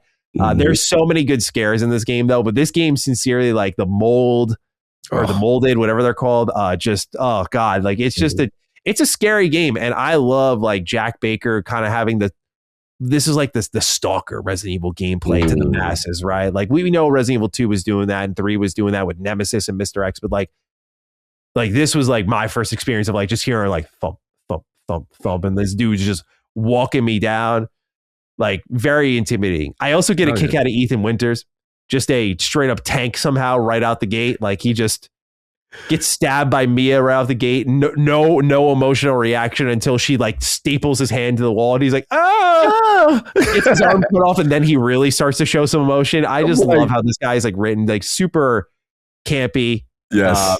What the fuck are you, Mia? Like there's so many one-liners from this game that I rip all the time. Like, Zoe, get back to the house.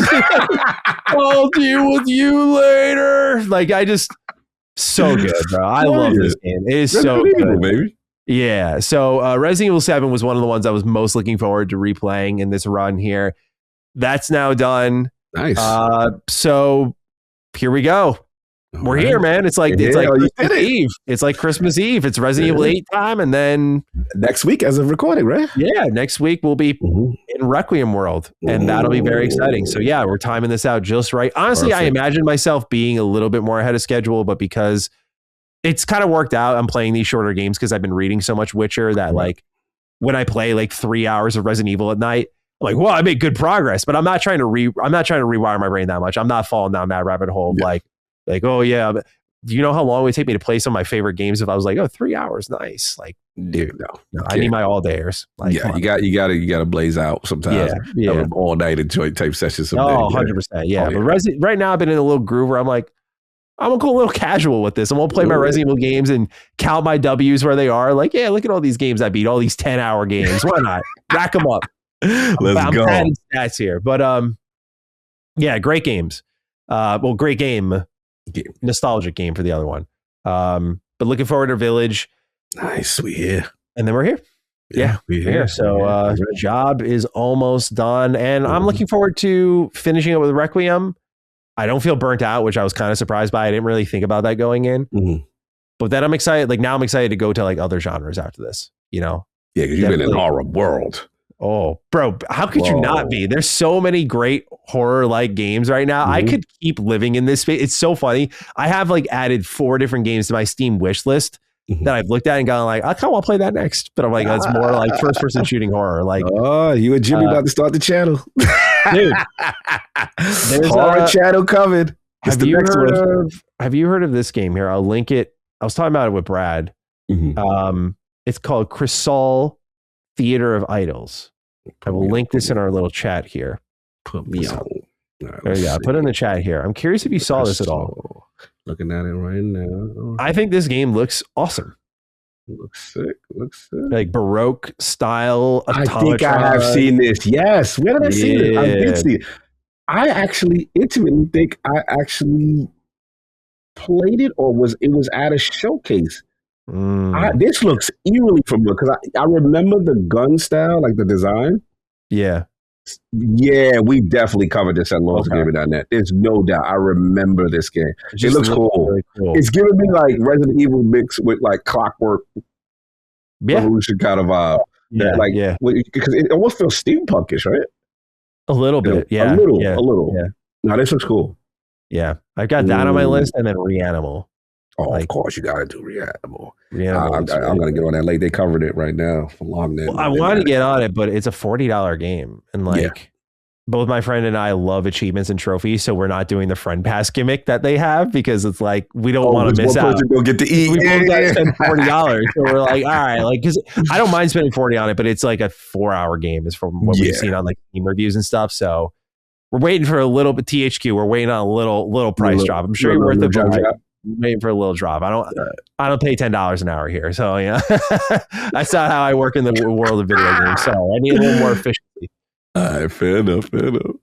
All right, that's what we're playing this week, Cog. Let's get into our number one item on the news report here. Kind of Funny Games Daily did a great Todd Howard interview. We have everything here to talk about. We've got Elder Scrolls 6. We've got Starfield. We didn't get any answers on what's going on with like Fallout 4 Anniversary Edition, which I found a little disappointing. I felt like we danced around kind of the recent stuff happening with Bethesda that wasn't so hot. Like, what's going on with Fallout 4 Anniversary Edition? What happened with Starfield Shadow Space? What happened with Skyrim on Switch 2? Like, why are these things just more so not even to like take them to task, just like, hey, why are these things happening? Like, these are hiccups, yes, but like they're noteworthy hiccups and they keep happening. And I know it's not indicative of what Elder Scrolls 6 will be, but like y'all are letting a lot slip through here. Mm-hmm. No answers on that, unfortunately. So if you're listening to this expecting that, I just wanted to shape those expectations. Right. Speaking of which, let's open with Starfield. Okay, before we open this, because I was about to say, I can't talk about this much. Have you seen this upcoming Starfield update? I have not. Everyone assumes I have. That's what's so funny. I've been hit up multiple times. I know you did it, Congar. Right. Like, no. Yeah, this is great because, I mean, it's not great, but it's also, I'm kind of envious of you, bro, because I didn't realize that how like under lock and key I'd end up being here, where I'd be like, when I previewed this thing, I was like, oh yeah, like I'm sure I'll be able to talk about this in a month or two.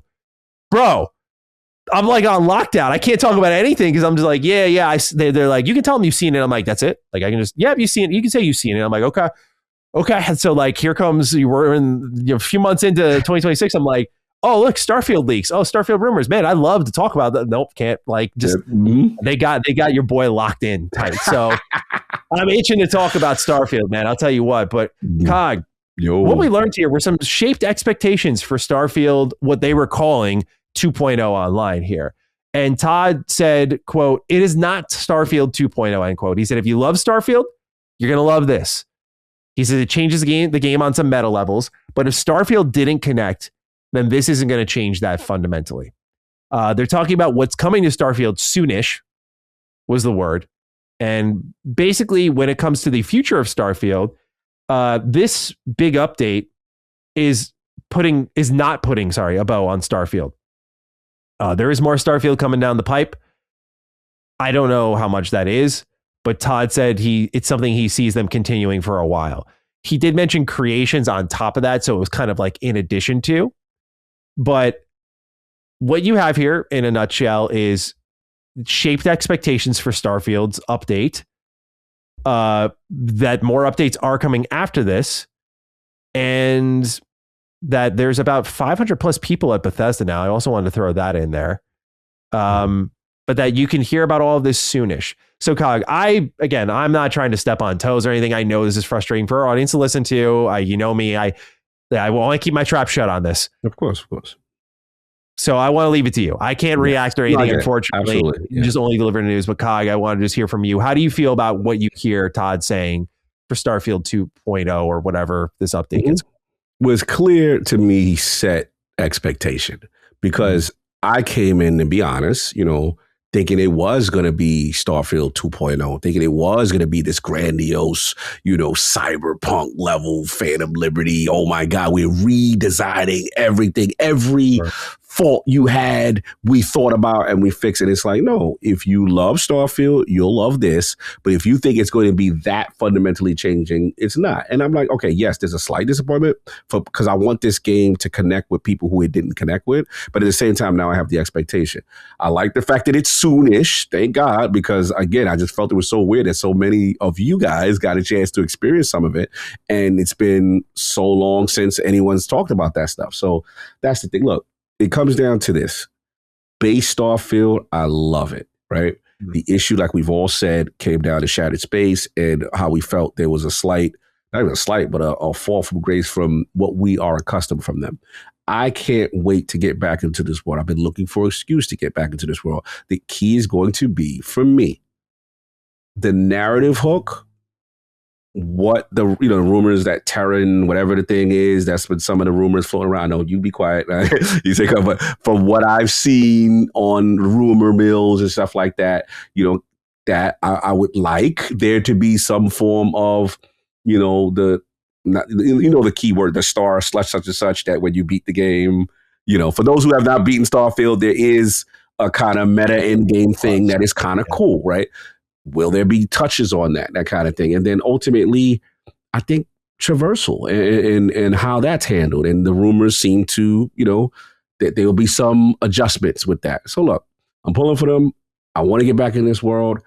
Thankfully, this thing is soon. So I like that he said that. That was like the biggest thing I got from it. Expectation set, soon. And then the thing about the other platform holders and dealing with storage, I thought that was interesting. You know what I'm saying? Yeah, that they were looking to do bigger creations, but they have to work with platform holders to I guess there's some weird stuff that goes on with that we're not really aware of. And I thought that was like an interesting note there that it seems a little bit out of their hands. Right. And then, the hope for me is that, the last thing is that there is a part of me that is, look, as a Starfield fan, there is a part of me that's like, damn, like, oh, he's going to get two and done. But then, in defense of guys like you, who've been like chomping at the bit for Fallout, chomping at the bit for Elder Scrolls. And I did get the sense from Todd that he knows, he's got the sentiment like, yeah, it did well, but like our core fans want Elder Scrolls 6, and there's a hierarchy. And I like when you admit, hey, we wanted to deviate and we understand that this doesn't resonate with everyone. You know what I'm saying? There's an admission, there's a self-reflection of okay, part of me thinks that, and maybe now it's like, okay, maybe this is, you just getting one more of this, and then the other stuff will be light creation engine kind of stuff. And then they give you guys what you want, which is core Fallout, and most likely, and realistically, Elder Scrolls 6 was all hands on deck. So that's where I'm at with it. As the Starfield lover, what I'm saying? I want to hum the song, but I can't hum it until y'all show me something, baby. Mm-hmm. I can't do it. Well, seems like not far now. Yeah, I hope so. Yeah, so I am looking forward to finally being able to talk about Starfield. I know. Next up was Elder Scrolls 6. I found this to be the most interesting part of the conversation because of some of the things Todd had said and confirmed here. First off, the gods' time is mostly spent on Elder Scrolls 6. This is something we had a long conversation about. We said I know people disagree with us, but we're believers that if Todd's involved in a heavier way, good, right? I think the last few things they've done have been whack. But I still firmly believe that if he is involved in a heavy-handed way, that can be a good thing. So when I know most of his time is on Elder Scrolls 6, I'm like, good, because that was his come up. That was Elder Scrolls 6 is his thing. He is the reason Elder Scrolls is popular and what it is. Good. Because I'm worried like you are, like, oh, you're doing Indiana Jones. You're doing Fallout show, this, that, the other. He mentioned he was like on a board of advisors for some, like for younger developers. Like he's everywhere. Bro, he's on the board he's on the Academy of Interactive Services at DICE. He's on that. Like, he's doing a lot. Exactly. So he's got a lot going on. I was happy to know that most of that Todd Howard time is spent on Elder Scrolls 6. Mm-hmm. That was good. He confirmed that when they revealed the game that they knew where to be set. I just thought this was like an interesting little tidbit because we had a recent interview come out from an ex-Bethesda guy who was like, I have no idea where Elder Scrolls 6 is going to be set. I'm like, yeah, like hell you don't, bro. Like, yeah, right. But to more interesting stuff, less little Matty granular shit. He says it's going to be a while yet, so we're not getting Elder Scrolls 6 for a long time. He's happy with how it's coming along. It's playable. They're about to pass a big milestone internally, which is good to hear. He said the majority of the studio and their partners are working on this game. He didn't give us an exact number, but we know there's 500 plus people at Bethesda Game Studios. And when Greg mentioned 250 plus people, he kind of just nodded his head while he was talking. Now, this is me reading into the little like unspoken language, right? Like he could be sitting there going, it's actually 400, but yeah, 250 plus fits the mold. So we don't know. Facts. But this did to me kind of lean a little bit into our conversation topic of like, is most of the team working on Elder Scrolls 6? And if so, is that why some things are slipping through the cracks? We don't have a confirmation on that, but I look at this and go, okay, maybe we're starting to get some answers, some clarity on why things are the way they are. And I've always said, as much as I hate this window of Bethesda products where they're just dropping crap, if it means I get the most fire Elder Scrolls 6, it's a worthy sacrifice in my eyes. Todd's 100% bandwidth. Yes, 100%. Like I'll be upset in the moment, no doubt. And if Elder Scrolls 6 ends up bad, then I'll be like, really, what happened? But if Elder Scrolls 6 is exactly what I want it to be, I will not be talking to you about Fallout 4 Anniversary. I can promise you. I know people will be like, hypocrite. I'm like, bro, I can promise you every single person on this planet cares way more about Elder Scrolls 6 being better. I say it as a diehard Fallout fan. We hold on, Tom. My brother that came full circle. Really when we started Defining Duke together, we had a fight. I was like, look, I love you Fallout bros, but we know who the king is, and we know what needs to be more important. It's great to see you go full circle. It's great to see my brother come home. You're getting carried away. If I said Fallout 5, bro, come on. I'll give you a bro hug. I'll hug you no matter what, bro. Love it. Fallout 5, people care more about, to be clear. But Elder Scrolls 6 over Fallout 4 Anniversary Edition, absolutely. All right, fair enough. We got to count right. I'll give you that because you talking from the position of strength now because the Fallout TV show is I got this right now. You got backup. You got Amazon. I got you. But it was just so refreshing to hear you say how you said about Elder Scrolls. Yeah. No, look, enjoy that your series is not watered down yet because Elder Scrolls, if it becomes a TV show, like, oh, it's got to be for everyone, you know. Well, it's got to be for everyone now, bro. I'm sorry. Like, I've told people this before. I'm like, this is going to lead to some really interesting experiments. Like, you think Amazon, he talks about with the TV show, but do you think Amazon's really going to be like, okay, 5 to 6 seasons, that was great. That was good job, dude. They greenlit a reality TV show. You have not seen the bottom of this barrel yet. They're going to keep going. They're going to get everything Fallout soon, man. And whatever that ends up in games will be interesting. Did you catch what he said about how, like, he told them to save New Vegas for like season 2, like, bro, like they was ready to go. Like he's like, no, that's special. That's special. I was like, no, that's what, see, these are the things that why I do defend Todd a little bit. I'm not saying he's a fucking saint or he's perfect, but this is why I do put up the shield for him a little bit because I'm like, that's a good choice. Hell yeah, that's a really good choice. His what he advocated for wasn't just hey, protect New Vegas. It was hey, establish yourself first. Your eyes are wide. Like, yeah, of course we want to go to New Vegas, but I don't know if it was his idea, but the perfect way to do that was with season 1, tease it at the end. Yeah. For season 2. He intimated that, he was responsible for nudging them to not, because he said how for our gamers and everything, like Vegas is he actually gave credit to Obsidian and because he was saying like, this is I forgot the exact term, I don't want to put words in the mouth, but he intimated that this is a very highly sought after area from our fans and our base with this game. And we need to kind of save that and establish everything else first. And I was like, oh, he's really involved. I'm like, I like that. I agree. I thought that was a good confirmation. Now, Cog, they're focusing for Elder Scrolls 6 on the first time you see it rather than the time in between. So to me, that kind of seemed like Todd was sort of saying without saying, like, you're not getting a trailer until it's good to go. Like, that seemed to be what it was. Because my prediction had always been like, oh, they're going to show us a little something before then. Like, because they did that with Starfield, but I don't think that's the case. Now to the really, okay, I know I promised the interesting stuff earlier, but now to the really interesting stuff here. Elder Scrolls 6 is being made on Creation Engine 3. Keep in mind, back in 2021, Todd said that Creation Engine 2 was made to power both Elder Scrolls 6 and Starfield. More importantly, though, well, actually not more importantly, but equal levels of importance here, especially for me. He defined Fallout 76 and Starfield as creative detours, but said that Elder Scrolls 6 is coming back to the classic style Bethesda game studios that they know very well. Here we go. I knew it was coming, y'all. I knew it was coming, y'all. I think is what's happening. That is not bathroom talk, right? That is me standing and applauding. To the audio listeners out there, I'm giving him a standing. He's doing a standing ovation, y'all. Audio listeners, standing ovation. Our boy full circle back. Let's go. Yeah. This is great news. That's fantastic. This doesn't mean the game's going to be incredible, but all I've been asking for them to do with Elder Scrolls 6 is put the ball in your court, dude. Like, stop working against yourselves. Like, Fallout 4's dialogue system, you really worked against yourselves. You made a less reactive world. 76, what are you doing making an online game, bro? Starfield, let's make fragmented exploration and see how it goes.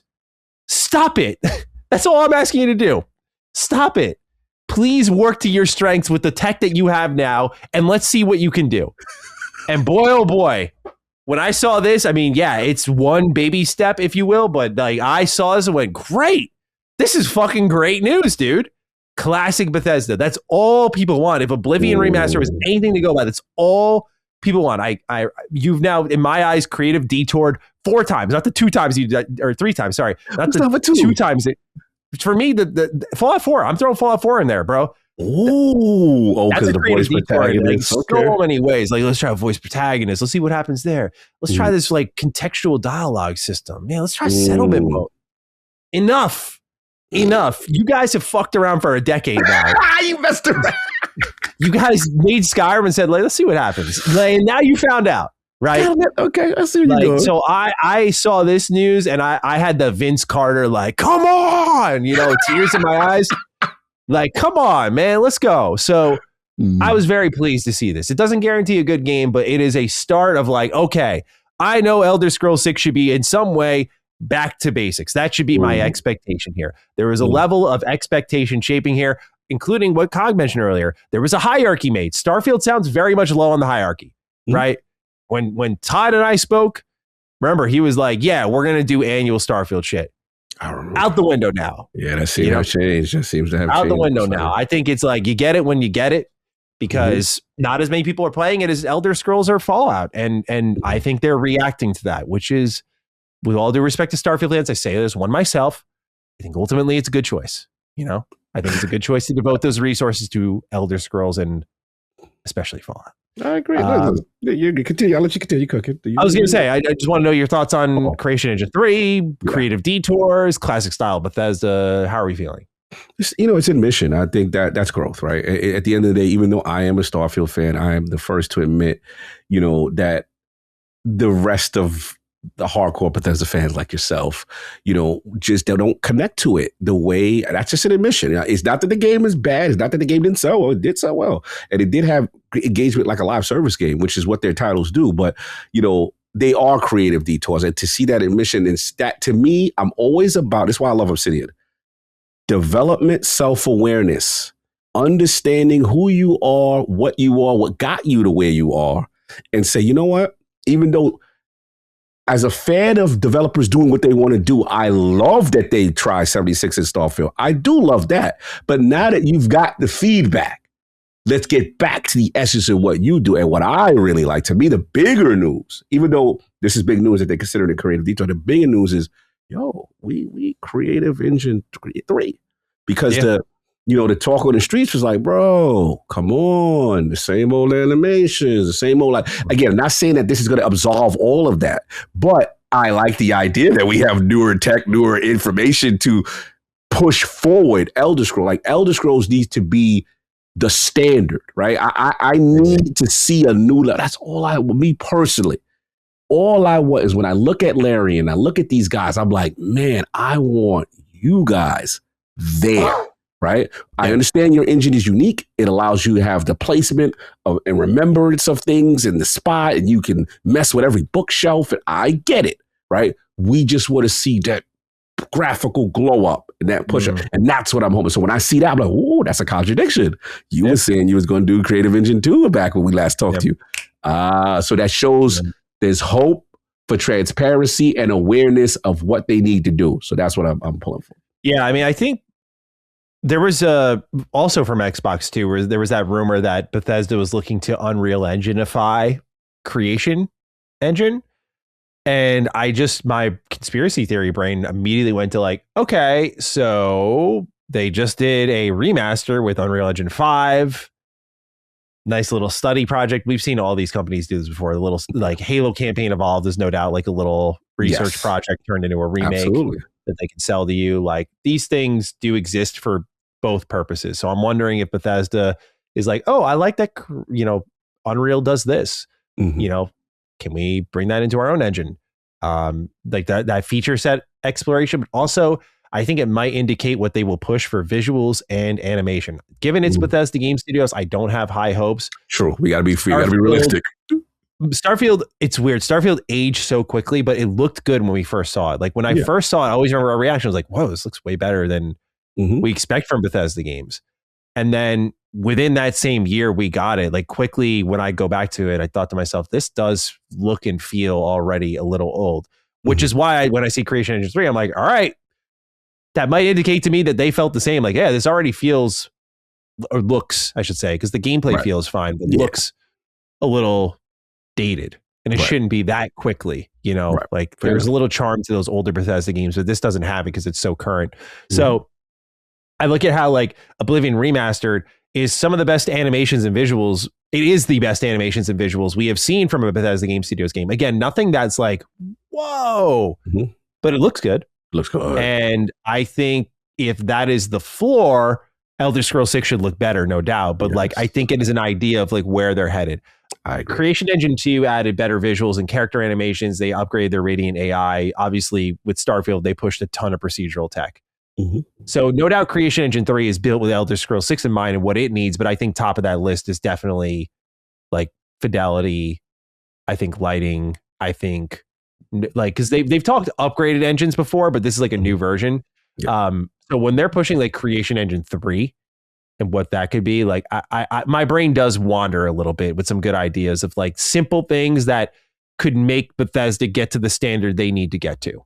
Yeah. And so, yeah, man, like it gives me some optimism, you know, not like, again, I'm fooling myself and forgetting it this last year, but enough to be like, okay, there are some things that I'm happy to hear, even though he said a lot without saying it. Like he never directly dogged certain things, but it like he never went like, yeah, our games don't look as good, right? But like by upgrading your tech and focusing on that so quickly after you had just said Creation Engine 2 tells me you saw a response and have reacted accordingly. I like it. Let's continue on. Mm-hmm. Talked about the Fallout TV show a little bit. An interesting admission, I took a note for us here because we talked about this. Mm-hmm. He mentioned what their expectations were for season 1. And he said they thought it was going to be popular, but it was more popular than they thought. So they did have some expectations of a positive showing out, but way more than they expected. And this is because Greg was kind of talking to Todd about, hey, you were ready for season 2. You weren't ready for season 1. What was kind of the mindset behind that? Mm-hmm. In that same breath, Todd did, I call it an incidental tease.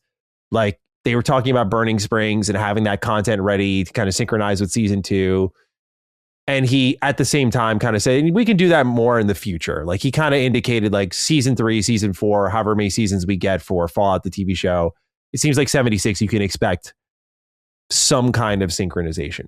Mm-hmm. He didn't talk numbers at all. I haven't seen like 76 in the player charts and what the TV show did for it. I don't know if it was as explosive as it was in 2024. Mm-hmm.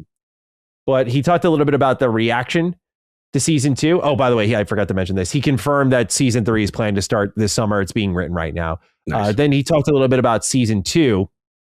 And while at first this doesn't sound like an interesting talking point, it's about what the question leads to after this, where they talked a little bit on the storytelling and the reception of it, which is something I've talked about in my videos where like, I get why people want immediate payoff for some plot points. And like, for example, season 2 handles some plot points not as great. Things that could have been built over time weren't handled as well. But there are certain plot points like people overreact to with every episode of this TV show because it's not a video game and you can't just run and keep going and control your own destiny. That's the beauty of a game. But it's like all these gamers are coming in. And it's like I say this to someone who barely watches TV, but they're like watching TV for the first time. Like, what do you mean I got to wait 3 seasons to find out? I'm like, yeah, like that's how it works, guys. I hate to say it. I'm not trying to be fucking like annoying about it, but when they show like super mutants for the first time, yes, they don't need to explore super mutants to their entirety right away. It's something that's built later, and that's what Todd talked about a little bit. The reason I bring this up is because he was also asked about, is the TV show changing the way that they write their own games? I thought this is a great question because I didn't think about it until then, but I'm like, yeah, episodic TV shows, tell it over time. And Bethesda games are updated frequently. Mm-hmm. They're the perfect platform to tell a story over time. So I was very relieved when I immediately thought this went, that Todd went, no, because they still want to tell a story that you can finish. And I was like, it's my favorite word, man. I love a game you can finish. I feel that. Put the main quest in a window of like 20 to 30 hours. I don't know if that's the scale for Elder Scrolls 6. It sounded that way to me. Mm-hmm. He talks about the rest of the world being limitless, whether it's quest you have or incoming content, that there's more on the way. And they're trying to figure out how to make it rewarding for the people who play 1,000 or 2,000 hours. Now, I'm going to repeat what I said in my video, Cog, and you can correct me if I'm wrong here. Talk to me. Man, fuck those people. Do not build the game for those people. The 1,000-hour bros? Do not build it for the 1,000-hour bros. Build it for the 200, 300-hour bros who will come back and make it to 1,000 hours. That's who you build it for. Do not, like I saw, that was the only red flag I got from this interview. It was like, no, not 1,000 and 2,000, bro. Because like I have a friend, he put like 1,000 hours into Fallout 4 through like its Radiant quests and shit. And I'm just like, that's wrong. I'm like, his playing style is wrong. Yeah. I'm like, you don't just save settlements on the map for 900 hours. You just don't do that. Oh, okay, you hate that play style with dudes. Just has no choice of consequence. There's no replayability. Hold on. There was I'm forgetting the name. There was a luminary who just came out, I believe Japanese.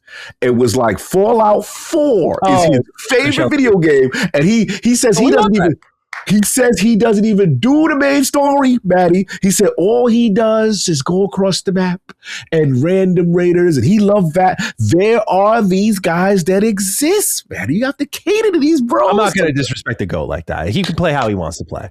All right, like I'm not going to tell him how but I will tell others how to play. I know what this leads to, bro. I've been here before. Y'all will tell me, I want to play 1,000 hours. It's like I'm trying to advocate for a better 1,000 hours. Okay. That's all I'm trying to do. I'm an ambassador for a good 1,000 hours. All right, guys, let me cook. Screw his enjoyment. This is what you got to do. This is what we do. Don't you want to enjoy it more? Let them follow my advice. All right. So what they got to do? So being that we're anti 1,000 hours, but let's get it. You are Todd for the day. You have you have the active user data in your hand, right? Then you got the money, the resources. How are we handling this problem of people wanting to live in your games and not necessarily wanting to beeline main quest storylines, and they want to do settlements and all these creation stuff? And how do you handle this problem? I'd be like, hey guys, what genre are we working in? Role-playing games? Okay, I've got it. So our fans like to hang around and play, right? They like monthly active users. We love to roll new characters. I've seen this throughout. I'm Todd, right? I've seen this throughout 20 plus years of our games being played. So I know what we're going to do. We're going to lean into choice and consequence. And that means that person who played Fallout 4 for 100 hours gets a unique other 100-hour playthrough, shaping the world around their choices. And they could do that again and again. And then we have some radiant quest lines attached to that, like Skyrim had. And now we're really pushing it. And by supporting multiple playthroughs in a world you can live in that doesn't end, instead of making a 1,000-hour game, make a 300-hour game, guys. And that's one that you can come back to as many times as you'd like, man. That's my advocate. I am just saying, if I'm Bethesda and I know people live in our world's choice and consequence, it's so obvious choice and consequence is their future, bro. Like they are the only ones running from it. It's like every role-playing game, people want to come back, replay over and over, and their worlds are built for it. For sure. Those were, but you, sir, you make the Cyrodiils, the Tamriels of the world that are massive. You, sir, have thousands of NPCs with every book that can be read and everything on the floor. Every character dies and stays where they are. You want to be extra robust. Are we going to cut the scale of these games down? Are we going to? No, I mean, Starfield's a good indication that they didn't cut the scale. And I know it's not the best stories for a lot of people, but Starfield had choice and consequence, I'm trying to remember what it was. Like the faction quest lines had some reactivity. It wasn't. Let's put it this way: it had different endpoints. Okay, but it wasn't like it was echoing throughout the world. That was the problem. Starfield had I could make a choice. I could side with the Crimson Raiders or not. But when I did that, I didn't feel it. If Bethesda goes that one extra step and makes you feel it, then Starfield's framework is kind of great. At least in my opinion. Right. I see you so if I'm them and you're going back to classic Bethesda for Elder Scrolls 6 and you have the bones to make a reactive game, you just need to feel it. I'm not saying that's just the thing you do. It's just that easy. But it is a pretty worthy endeavor. I'm not even saying, because I know you're looking, I can see it in your eyes, bro. I'm Lorguinin, I'm writing, broing it up. I'm Elder. I got my Baldur's 3 Gate 3 copy shoved up my ass right now. Like I'm all about all these snobby RPG takes right now. I know where your head's at. I'm not even there. I'm just advocating for a nice, healthy, big open world game like a Skyrim, like a Fallout 4. Nice. Like, hey, we got hundreds of hours of content here. But my pushback is what you want, which is dope. I love what you want. My thing is, let's take Starfield, for example, where you are the Crimson Fleet, and then there was the Vanguard crew, and then you could kind of make enemies, and then it's on site when it's reactive in that sense, right? My thing is, we're coming from an Elder Scrolls. You got a Thieves Guild and a Mage and Dark Brotherhood and all this stuff. Like, I guess my concern is the undertaking for reactions with that many factions and that scale that they do. Because remember, they're not Obsidian. They're not this hub world thing where you can kind of play around more and do all that. Like this is, you got the whole country to explore, so to speak. You know what I'm saying? So like, how do you do that from a technical level? I'm just worried. I guess my concern is from a technical level, is Bethesda capable of that scale of reactivity? When, I mean, I don't want to disrespect Baldur's Gate. Is Baldur's Gate 3, because I didn't beat it yet, which is a shame. Right? I really need to beat it. Like, is it that scale that these guys got? Like, I feel like Baldur's Gate 3 might equal it in scale in a way that's very different. Like, there are so many choices in that game that even like Larian's boss doesn't know how much is in the game. Right. I think that's scary. I don't know how you release something like that. That's scary. Like, oh, that's there. I didn't know that. I'm sure that's cool, but like, that's just insane levels of content. That's like unfathomable. And if you like stretch that out on a line, what does that equal to? But I don't think that's like a fair way of measuring it.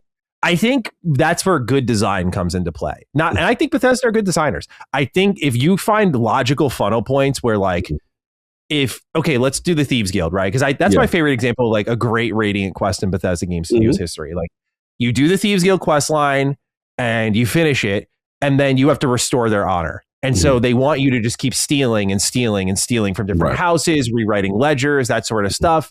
So they send you all to these random locations around the world. They're miscellaneous tasks. They're not storylines, but it works because you're kind of fueling a goal. Eventually, you get to the end of that. You kind of hit I call it the bottom.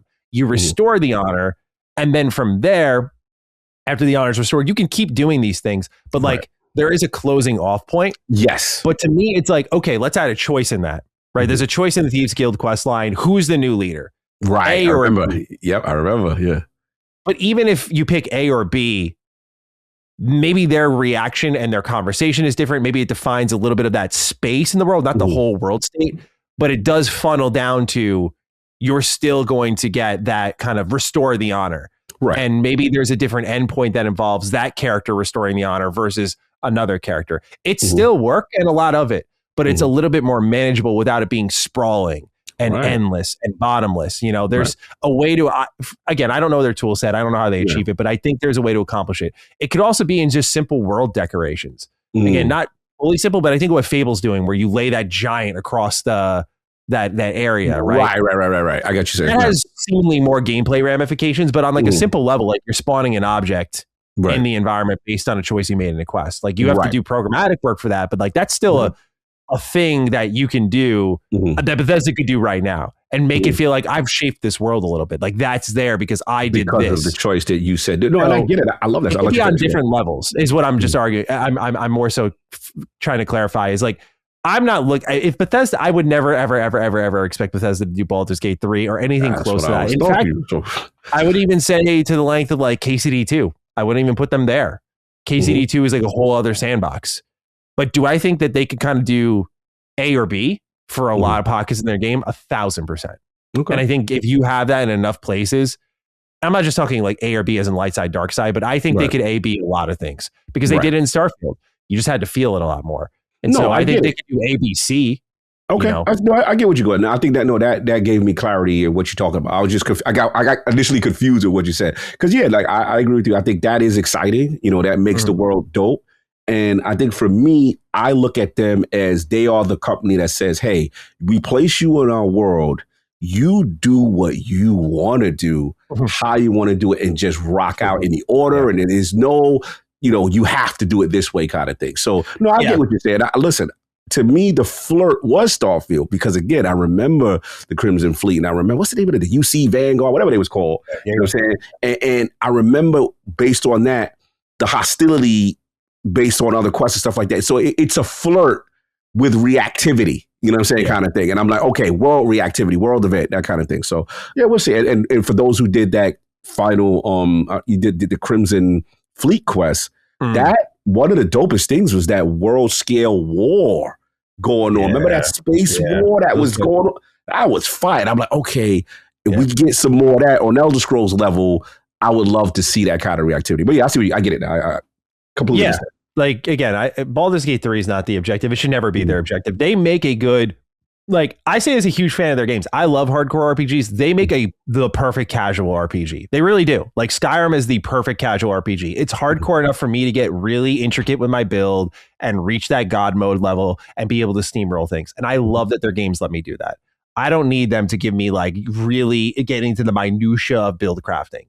Oh. Like their games thrive in a more, I think they thrive in a more casual environment. I grew up with Morrowind.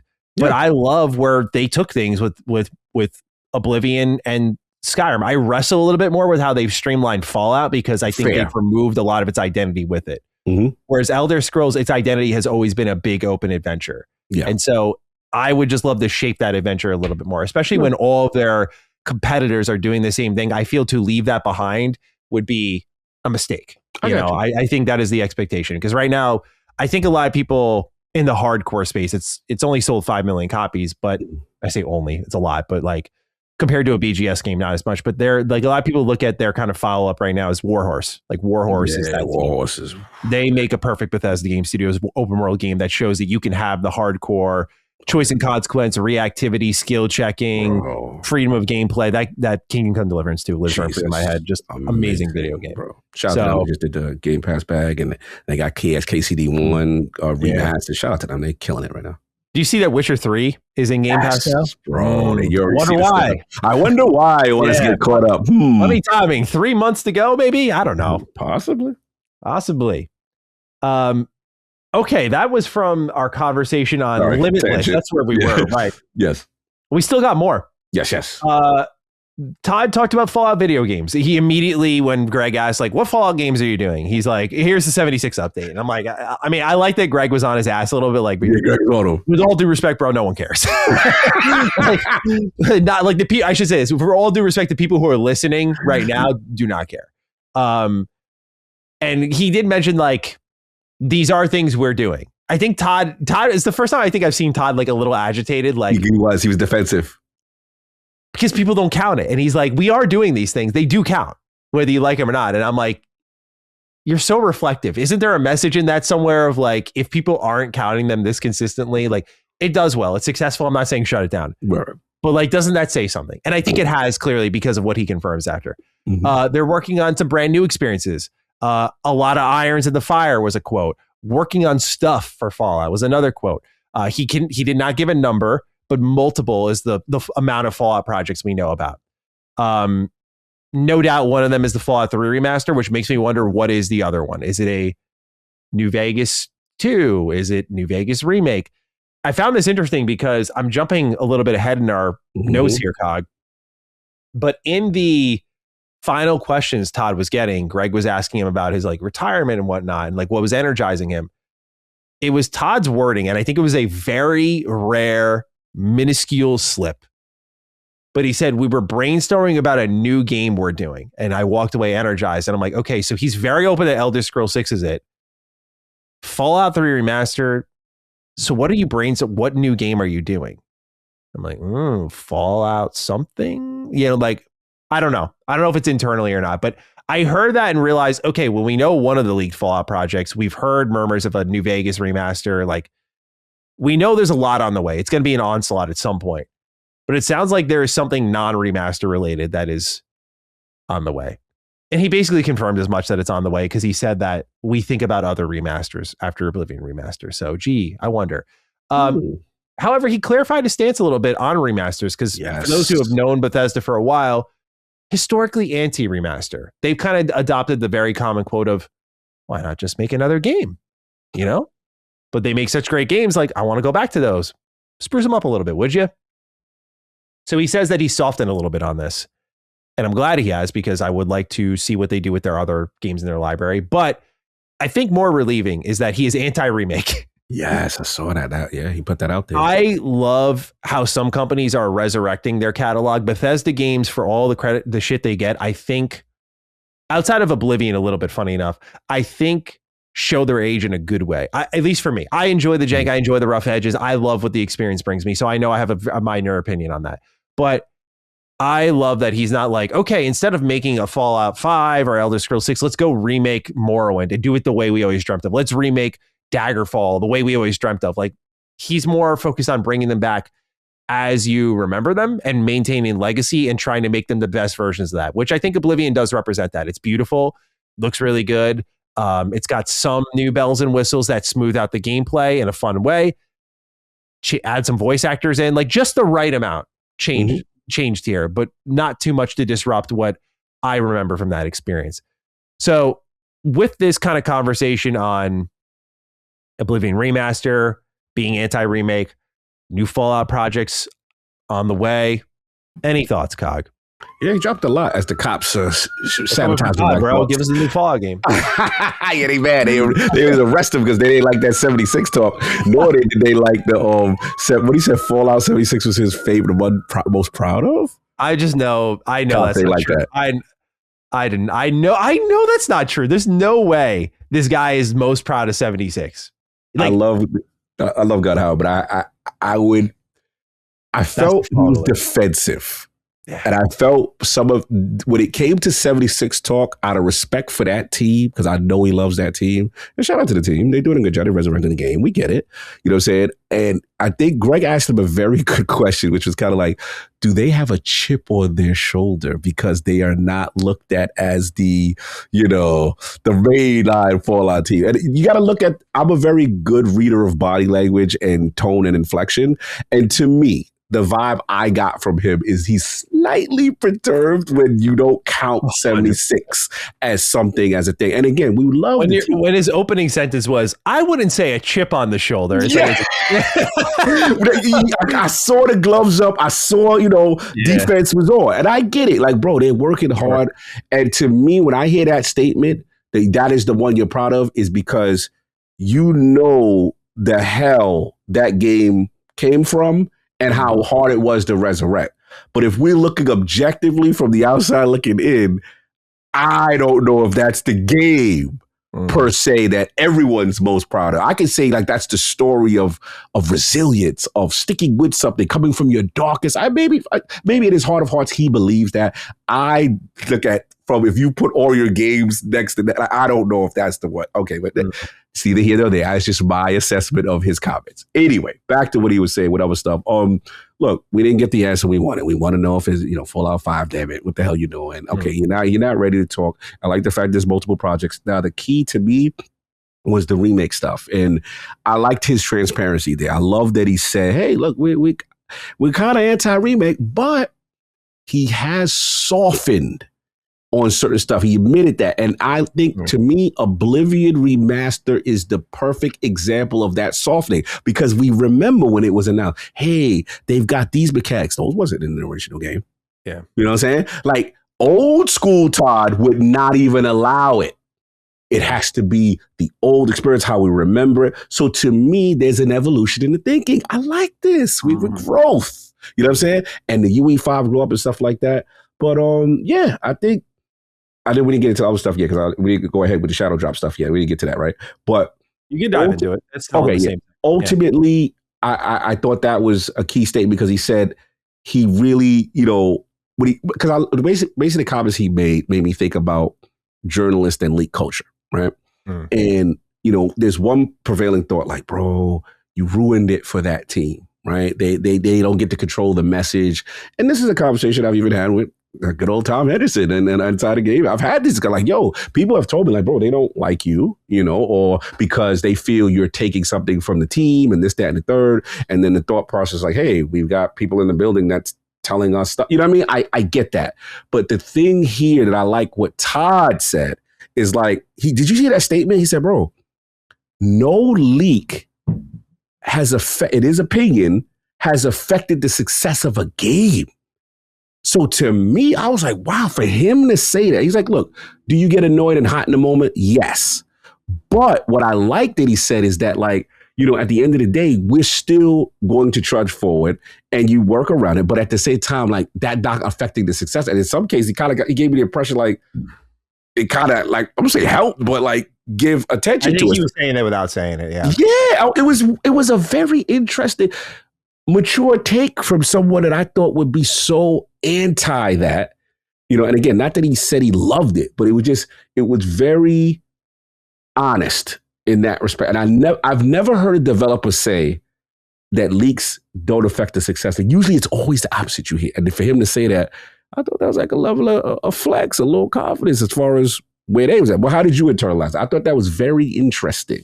My brain immediately went to The Last of Us Part 2, where technically it did not influence its success. But I that is to me the fork in the road moment where I'm like, how do we feel if that story doesn't leak?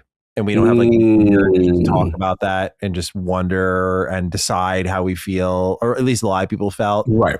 I still was like totally open for it, gave it a fair chance, played it myself, and still came to the conclusion that I was not a fan of certain choices. But like, I wonder about that and how that is now carried into like, you see kind of the cycle repeat with the TV show, like season 1. Oh my God, it's incredible. Season 2, which focuses on the events of The Last of Us Part 2. It's like, way more divisive. Like it resurrected that same debate, except we knew what was going to happen. So, I want to be clear though, before you go on, I'm referencing the leak of an announcement of a game versus the leak of a story plot that was spoiled. You know, I ain't going there. I just wanted to be clear. Like, how did you internalize him saying like leaking of like, okay, whatever let's just make up a thing. Elder Scrolls 6 is going to be announced and here's the name and here's the date and yada, yada, yada, as opposed to knowing where the new region is and they get to control the messaging and stuff like that.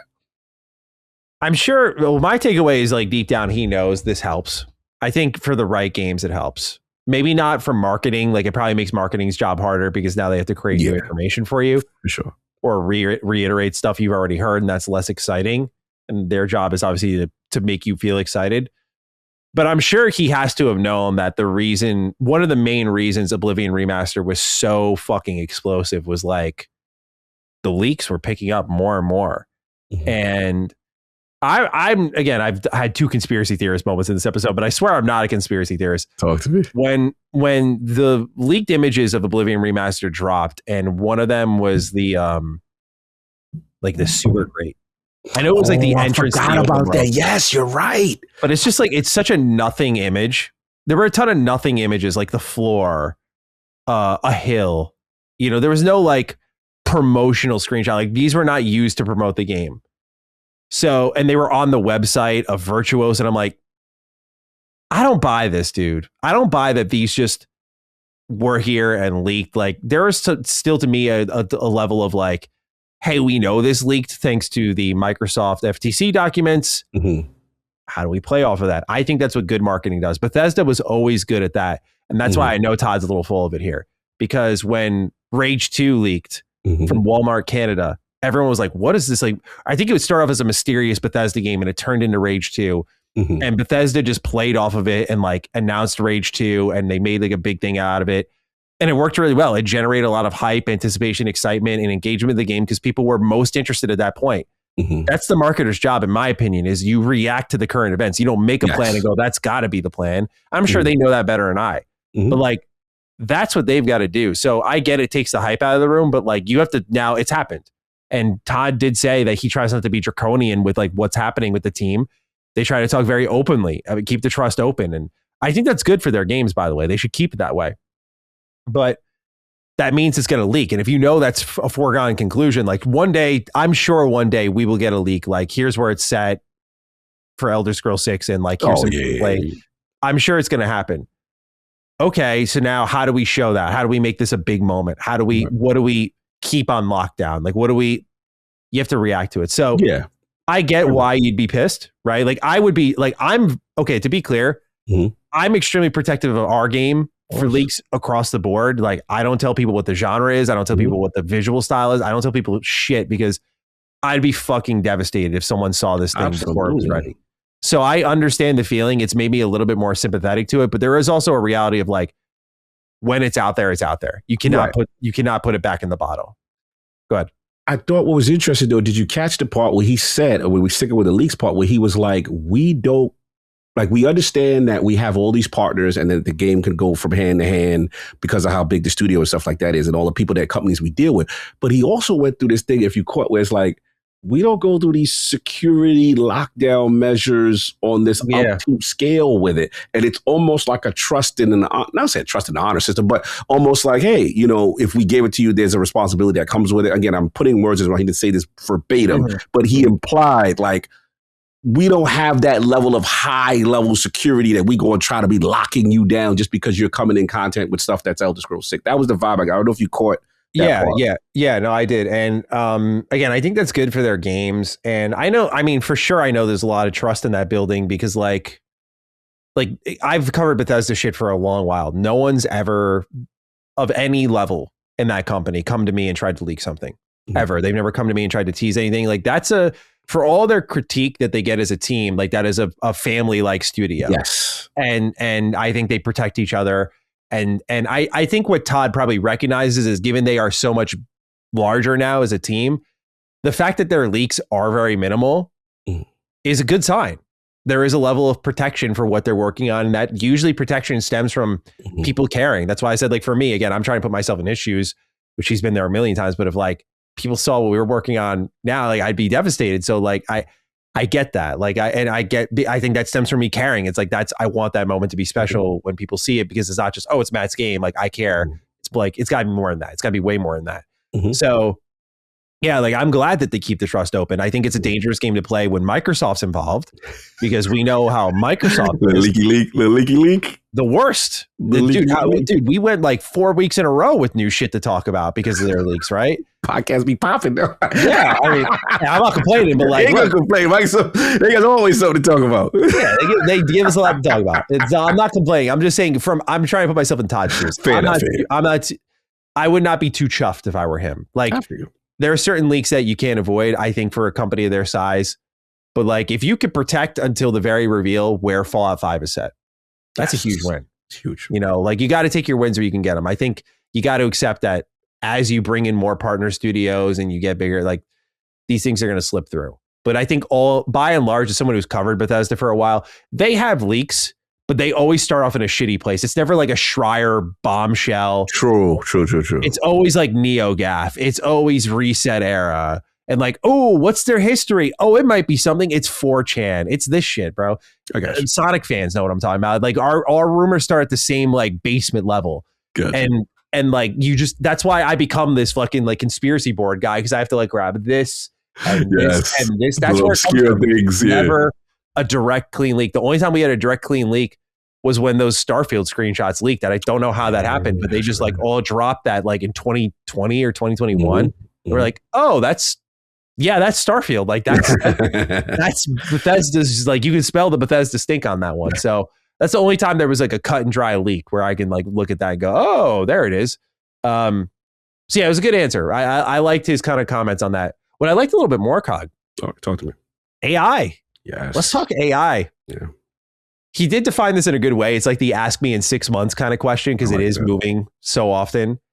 But, you know, key terms for me: incredibly cautious. We use it as a tool / analyst. We're not using it to generate anything. Artistic intention is important to what we do. We're craftsmen, and the human intention behind what we're doing is where they want to be. However, they're not fully ignoring it. They're looking at where it can help them get better, and things such as big data tasks. And I look at that, Cog, and I go, excellent. This is all I could ask for from a AAA studio owned by Microsoft. Yeah, you know? I agree. I thought he was really transparent. I love the ask me in 6 months, because there's a level of creative honesty. If there's new breakthroughs, you don't pigeonhole yourself. You don't want to be ignorant. Sure. Exactly. You get caught out there later saying that you would never, and then, you know, saying that kind of, but I loved, I think he hit all the Matty points. I felt like, bro, I was like, it's like he listened to you, because he was like, he does. Come on, bro. Of course, that's your man. Yeah. But like, I love he dipped away from that generative AI stuff, and I love, you know, from a Matty standpoint, when you hear tool to move menial tasks that a normal person would not want to do, but is not artistic and human creative point. You know, that's the stuff that you love. So I'm like, okay, he's hitting a core gamer sensibility. So I felt he did good with that. Yeah, the only reason it was a concern for me is Bethesda likes quantity over quality if their recent releases have been anything to go by. And AI is a quick way to do that. And Starfield was very procedural, and they seemed okay with doing that. Right. Even if there was a lot of handcrafted content, it became, I thought, increasingly difficult to find that. And there was it was a lot more in front of you, like, here's an ice ball with a cave. Yeah, he said that. He said the ice ball. Yeah. He said he did kind of go back to the ice planet shit a lot. Yeah, he's kind of dogging on Starfield. He's like, yeah, I can see how somebody can say it's boring. We just went on some ice ball and didn't find anything and stuff like that. Yeah, I mean, I have to imagine, when you're a guy like him, you hit a certain level of success where, because I've never seen him talk about his stuff like that. He was cursing. He was dropping some bombs on it too. I was like, all right. I imagine you hit a certain level of success where like Fallout TV show's doing its thing. Starfield still has a huge player count, still really well. Oh, yeah. Elder Scrolls is going to do just fine. Oblivion just murdered. 76 has somehow come back. Like, I'm sure there's a certain point that he just thinks to himself, like, yeah, have it. Like, yeah, some of you think it's boring. All right, yeah, I like that one the way I like Michael Jackson Thriller.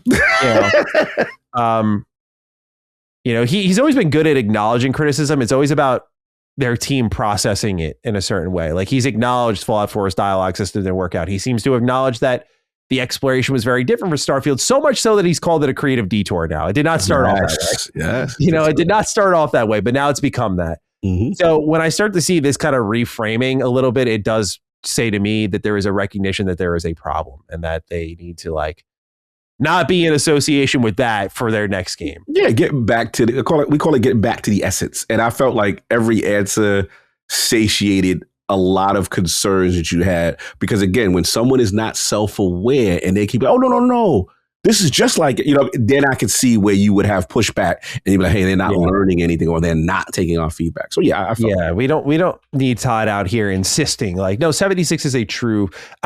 For all the shit he gets for his interviews, I appreciate that he doesn't try to feed me a whole load of bullshit. Like, no, 76 is the true Fallout experience through and through. I really believe that. It's like, no, you don't. And I'm glad he doesn't try to say any of that. He defends 76 in at least a way I can understand and disagree with. Exactly. So that's the interview. Mm-hmm. A lot of juicy information here. Again, really wish we got an idea of what was happening with the kind of creative decision making lately and with the quality measurements not being quite up to snuff. But overall, a lot of questions here got answered that I would have asked. And I don't mean to use myself like I'm like Mr. Bethesda, but great interview. And I thought that was a good measurement for how great he did. It's just good deep cut questions. So Cog, that's it for us. It's time to start wrapping things up here. Hashtag of the week. I mean, got to throw Todd up in here somewhere. Right? This kind of ran the show. He kind of did. Yeah, we already made a separate podcast about this. Literally, this could have been his own defining Duke. That's how much jewels he gave.